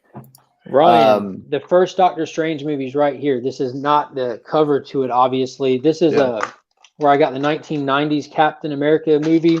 Okay. And I got the 1970s Doctor Strange movie. The 70s were big with Marvel. You had Spider-Man, you had Incredible Hulk, you had a Doctor Strange pilot movie, and you had all kinds of stuff. You had the Red Brown Captain America movies where his shield was see-through and it went on the front of his motorcycle. But yeah, that was a good Doctor Strange movie. And I'm trying to think of the name of it. Dr. Mordu. There was a Doctor Strange actual theatrical movie separate than that TV show that was put into production. At the last minute, it got pulled, so they just changed the title of it. And they changed the name of the Doctor, and they filmed it anyways and made it. But yeah, it's really cool. So getting back to those modern keys, one of the ones that really stands out is Spawn. The fact that, number one, it's McFarlane. So, I mean, that's right when McFarlane decided, I'm leaving Marvel, I'm done. And then you also have, so just before that was Carnage. Carnage came out a month before Spawn did. And both of those are modern keys that could definitely get up there in not value, but I guess the best way to put it is notoriety. Like, just, well, there's a certain cop version of Spawn #1. It's a newsstand or something that, again, like we were talking about with the different prints yep, that matter, because that was like probably the most mass produced book in the history of comic books. You can go pick up a #1 all day for $30 raw. yeah. Like, I think my copy I paid like less than 10 for it, and I think that's just because where I went was a used again kind of store, and they just looked over it. But I got my copy for super cheap. But there is a print or a specific one that if you get a 9.8, it's really expensive. So the newsstand edition right now, the fair market value is $500. There was one that came out 5 years later, Spawn 1, the black and white edition, for $1,500 at a 9.8. Nice. Yeah. So the market noticed this awesome character, this first appearance, and they've pigeonholed the one. You know, that's the one for that book right now. Then when Spider-Man 300 come out?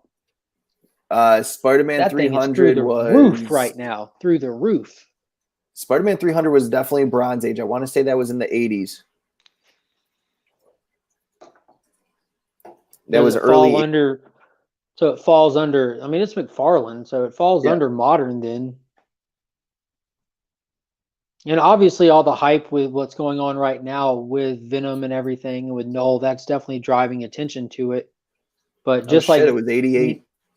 Yeah, and just like New Mutants '98, like there's tons of those out there, tons of them. Yeah. But he's such a cool character that, you know, despite the fact of a high print run with Spider-Man 300 or New Mutants '98, there's tons of this book out there, tons of it. That's a really expensive book, right? That's the most I've ever spent on a book. And see, it's like with these books that have a high print run and they're a massive, massive key of a character that we know ended up 20, 30, 40 years later playing a major role in all of this. And in the MCU and in X-Men with Wolverine, and just Hulk was just one of those characters that everyone loved, no matter if it got screwed up or whatnot. And God forbid we go back to the Incredible Hulk movie from 2008, because that sucked. What? Biased, totally biased, dude. Totally biased. I think that was the best Hulk movie they made. I will say it was a nice breath of fresh air to see the Hulk in a good CGI. But I didn't like the watch. I didn't like the beats per minute turned him into the Hulk. I could never get past that part. That's straight out of the comics, where he's watching his heart rate, trying to get control of himself. You know, it was interesting to say the least. And I knew it was a comic book thing when I watched it. It was one of those things that my dad had actually said, that's canon, that's from the original stuff. But I don't know. I never thought of the Hulk turning green just because his heart rate got up, I guess is the best way to put it when I was a kid. It wasn't necessarily, it was just like, you know, when he's angry, when he's discomforted, when he's hurt, you know what I'm saying? He's just like, basically you have a scientist who is his job, like it's just in his nature to run experiments. He's just tracking all the variables, you know, he's able to, like, you know, he's trying to, like, that's the first indicator that things about to go south. If your adrenaline starts spiking and you know, you have endorphins pumping through your brain, and you know, you probably just want to chill out. Like, it isn't just specifically angry, you know what I mean? We've had in the comics, you've had people like sniper the Hulk. You have people sniper Banner and he gets hit and Hulk stands up. There's, you know, it started out as just when it turns nighttime, you know, then it turned into angry. Hulk's had a rough go of it, you know. He had 6-issue run and then it stopped. Then it stopped. And then you had Tales to Astonish that started out as just an anthology book with monsters and stuff. And then it turned into slowly Hulk appearing in it, then Hulk and Namor sharing that title, kind of like Doctor Strange and Nick Fury did with the title before they got their own title. That's why Doctor Strange, this cover right here, Doctor Strange 169 is technically issue 1 of his first ongoing series. He didn't get it. The Doctor Strange issue 1. Incredible Hulk 102, that's issue 1 of his first ongoing series, because Tales to Astonish ended at number 101, and he got to keep the legacy numbering, and Submariner got Submariner number 1, that iconic cover of him standing there with a trident with the blue background. So it was cool because Marvel started out with everyone sharing titles, you know, and then you had Iron Man and Cap shared a title, Tales of Suspense, something like that. And then you had Doctor Strange and Nick Fury sharing a title, taking turns, Submariner and the Hulk, and then one of them got to keep the legacy, and the other one got issue 1s. That's so cool, and see, it's the stuff that I need to learn more about, and I want to learn more about. But it's like, I don't know. I didn't grow up being taught about that side of comics. Ryan, I would definitely go back and watch it. Let me know how you think it's aged. When I watched it when it first came out, I totally agree with you. I liked it. As I said, the only thing that kind of turned me off to it was the heart rate thing. And now that it's explained that way, it does definitely make sense to me. I never really thought of it in that way. Did y'all watch the 70s Hulk TV show at all with Lou Ferrigno and Bill Bixby? Oh, I've seen bits and pieces of it, but I've never gotten the chance to. It was syndicated for so many years. I've never gotten the chance to watch it. You know, when you'd flip the channel 17 or whatever useless channel was on your TV to watch the TV guide scroll to see what was coming on or what was playing. And dude, I would always go to the Hulk, and just that music, dun, dun, dun, dun, and Bixby traveling and walking around, and dude, they that's what they did with Incredible Hulk. If you watch the opening scene of it with him sitting in the chair and the danger light flashing and the red on him, that's him inducing himself with the gamma. They took the origin of the TV show and gave him that origin for the Incredible Hulk, where he's trying to tap into that unknown strength. Like in the TV show, he was like interviewing a mom in the pilot, right? Mm-hmm. It was a mom who was in a car crash with her kid. The car flipped over. The kid was trapped. In that moment of intense fear and whatever, she was able to tap into a strength to be able to lift, you know, that whole concept of like being strong when you need to be strong with your adrenaline pumping. He's trying to tap into that, and he messes up and over gammas himself. And so he's trying to tap into that, and that's where he accidentally taps into it too strong, you know. So they played into that with the Incredible Hulk movie, which I thought was awesome, being a huge fan of the show, seeing every episode, love it to death. And so that was cool that they just they plugged from that.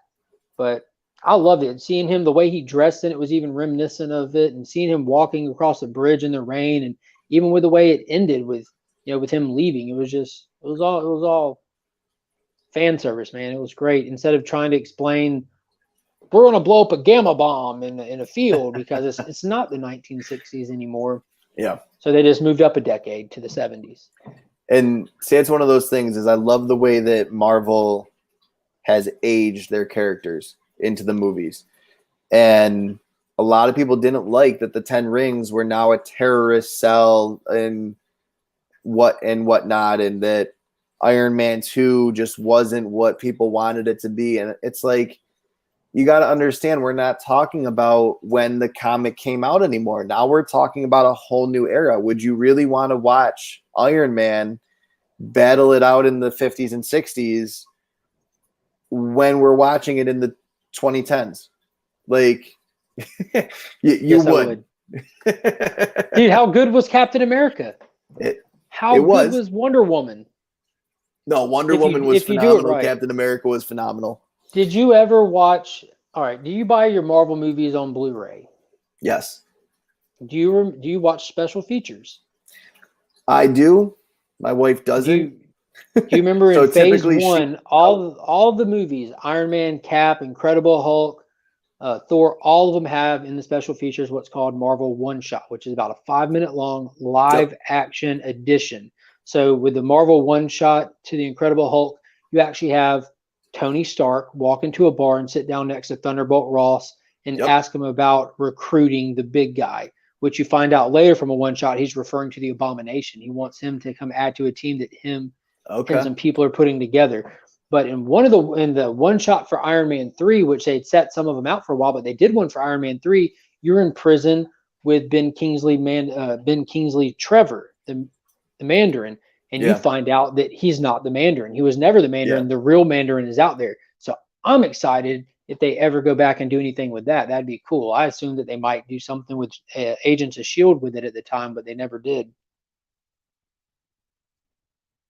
But Trevor was running jail, man. That was a hilarious character. That was a funny twist. Yeah. I loved the fact that they did the Mandarin that way. It was amazing to see them throw in this lightheartedness. And now I think it's Shang-Chi that's going to actually bring back the 10 rings and is That's going to pretty show cool. us the true Mandarin, which And I thought should be that amazing. he played it when he was in Mandarin mode. That voice that he had, and just like the way that they shot those videos, it was done really well. And then they Yeah. just flipped script, dude. Yep. And see, if that was kind of a one-off, it would have been straight. But I feel like they just kept leaning more and more into those kind of concepts and kind of lightheartening everything up. And then you get the hilarious comedy movie that is Thor Ragnarok. And I was just, man, it's a fun movie. It's enjoyable to watch, but it is just not Thor. Yeah. It is not Thor at all. Kind of like how you said the guy at the comic shop was like, I love how they relaunched Thor because they took him back to Thor. The movies are going the opposite direction. They're taking him as far away from Thor as they can just to sell tickets. So on one hand, you have Marvel that will sacrifice a character to sell tickets. And then on the other hand, you have Zack Snyder that, despite what the mass of people are going to think, he's going to deliver comic hard characters. See, and I think Ragnarok really did a great job of showing us Thor as Thor. I think that was wonderful to see. That we finally got this crazy Thor that was truly unstoppable. And it honestly made me like Thor 1 and 2 a little bit more, simply because it showed how immature he was in Thor 1 and 2. I don't know. He's cutting jokes and dicking around the whole time in Ragnarok. He seems like a little kid in Ragnarok, and then moving forward. When I say immature, I mean with his powers more so. Dude, you know what blew my mind is when I watched Ragnarok, I was like, yeah, it was fun, but man, what did they do to Thor? And then as I started talking to people, like, dude, look at the character evolution. Like, he can use his powers without his hammer. I'm like, when did you assume that he needed his hammer? Like, again, the comic background messed me up because I had no assumption. It never even crossed my mind when I watched this movie that he needed his hammer for his powers. Mm-hmm. So there was no like reveal. Like, it didn't even click that that's even what they were trying to present to me. I'm like, oh. And see, that's the difference I feel between what Marvel's doing and what genuinely not DC but Zack Snyder's doing. Is Marvel is kind of doing not a better job. I don't want to say that Zack Snyder's not doing a good job because we know that he is. And as little as I want to give him credit, because I do feel that DC is struggling to put out amazing content, live action, but does phenomenal with all the animated stuff. I mean, I've never seen a bad animated DC movie ever. But I feel that Marvel does a really good job of bringing in new people and bringing in not new people character wise, but bringing in new people fan base wise. Oh yeah, big time. Like they do a great job of reaching out to a large audience. And they trap people in. They literally, I don't know how many people have never watched a single Marvel movie until Black Panther. Disney's got that Oprah money. Oh yeah, for sure. There's a lot. It has a lot to do with it. Yeah. And you got to give Kevin Feige credit, man. He's done really, really, really well. They committed to something and they were able to pull through with it. With DC, they committed to something. I don't know if you remember back in it was 2015, they had this special on CW that Kevin Smith hosted where they showed the upcoming lineup for DC movies and the release slate. And right off bat, there was stuff going on that had nothing to do with DC Comics, nothing to do with the creators of those projects, but it affected them. And, especially, and even after they were trying to get their footing back under them after all that, Zack Snyder faced tragedy and had to step away. And he was a big architect of a lot of stuff going on. And, everything got shaken up. And I don't know if it was for the worst anyways, because again, like the timing of all the DC stuff going on was during the middle of the Infinity Saga. So nothing that any company put out at that point was going to really be able to compete, because everyone's trying to compare them.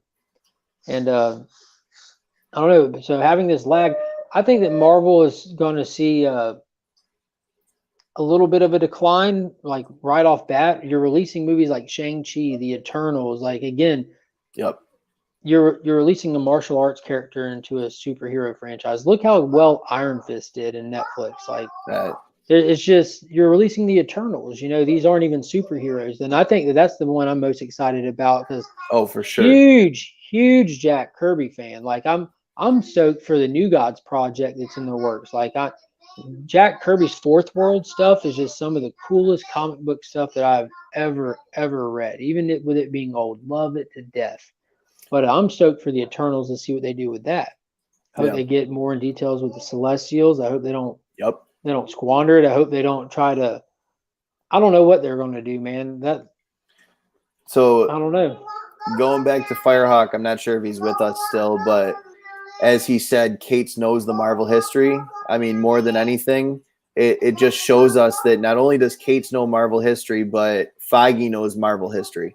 Feige has pretty much, I mean, the guy clearly has done more than God only knows what research to know every little bit. Geeking for you, I'm not sure if I gave you a shout out yet. Thanks for joining us. I would have liked an origin story of the Mandarin, then seeing him in the 20th century. I kind of agree with that. I would have liked to have seen a little bit more about everything that was going on with the Mandarin and seen an origin story before that. But also, I think that the way that Marvel is going to play it in Shang-Chi should be very interesting. To say the least, I don't think there's been a single way that Marvel has done something that, not that I didn't disagree with, but at the same time, I can't say that I didn't see the reason why they did something. Well, what about the Big Lebowski in Endgame? Why'd they do that? Well, that was just all funny. jokes aside, I wonder how many people, now in all sincerity now, like as much as I disagree with it, I'm still able to play the devil's advocate with myself and completely come to terms with everything's not for me. I wonder how many people who suffer from legitimate clinical depression were able to watch that movie and character relate to the God of Thunder himself. In all sincerity. I agree. Yeah. Because as much as people want to bash on it, think about the people that were able to relate to a character that who would have ever thought that they would be able to relate to. A ton of people deal with that. People with PTSD, like Thor was going through some real stuff, despite the comical appearance of him, character-wise and plot-wise, he was going through some real stuff. Honestly, I think that they played that 100% perfect. I think that 5 years of dealing with knowing that you were one of the reasons why half of all life in the universe is gone should aim for the head. Would send someone into exactly that. Honestly, I don't think that.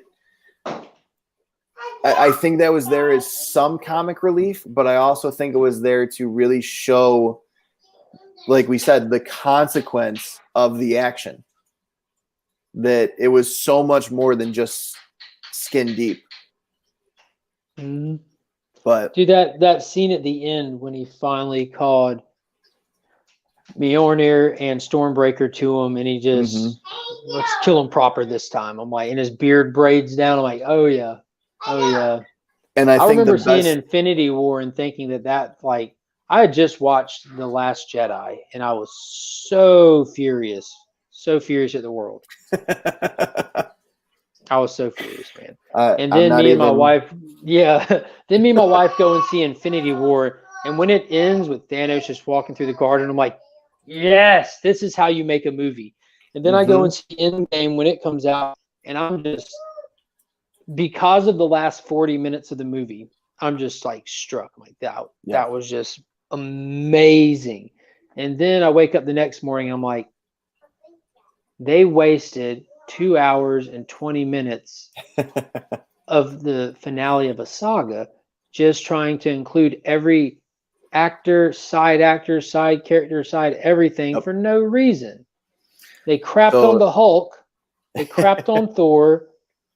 Like the last 40 minutes though were just, I've rewatched the last from when Hawkeye picks up the gauntlet, really from when Ant-Man's looking at the birds, you know, and Hawkeye's phone rings. And from that point forward, I've watched that about 1,000 times conservatively. Yeah. But the rest of the movie, I have no use to ever watch again a day in my life. It's just, it's pointless. There's nothing to watch. Nothing happens. Nothing goes on. Yeah. I do think the best part of Endgame for me, that really spoke to me on a different kind of level than a movie, was when Thor picked up or called Mjolnir for the first time since it broke with Hela. When he had that feeling of, wow, I've been through hell and back and I'm still worthy. That just kind of spoke to me. And I'm like, damn, that like, no matter what goes on in your life, suffering from depression. Exactly. You're still worthy. Yep. Yeah. It's okay. Like it spoke to a lot of people on such a level. But with all that being said, I'd love to continue this conversation every Friday. Real quick, think of how bad he screwed over Thor from that universe, from that timeline. Why did Thor from that timeline just not call his hammer back? When did, I don't know. So, but if we're looking at it in the timeline stance, technically Thor never lost his hammer because Captain America returned it a second after it ever got taken. Yeah. So blip. That's why time travel is crazy. On that note, everyone who's still watching, the three of you who are watching, and everyone who joined us, and everyone who's watching this on the replay, keep it casual, friends. Yeah, Fortnite of all games. Could have been playing Call of Duty, right? Yeah. I still play Nintendo 64.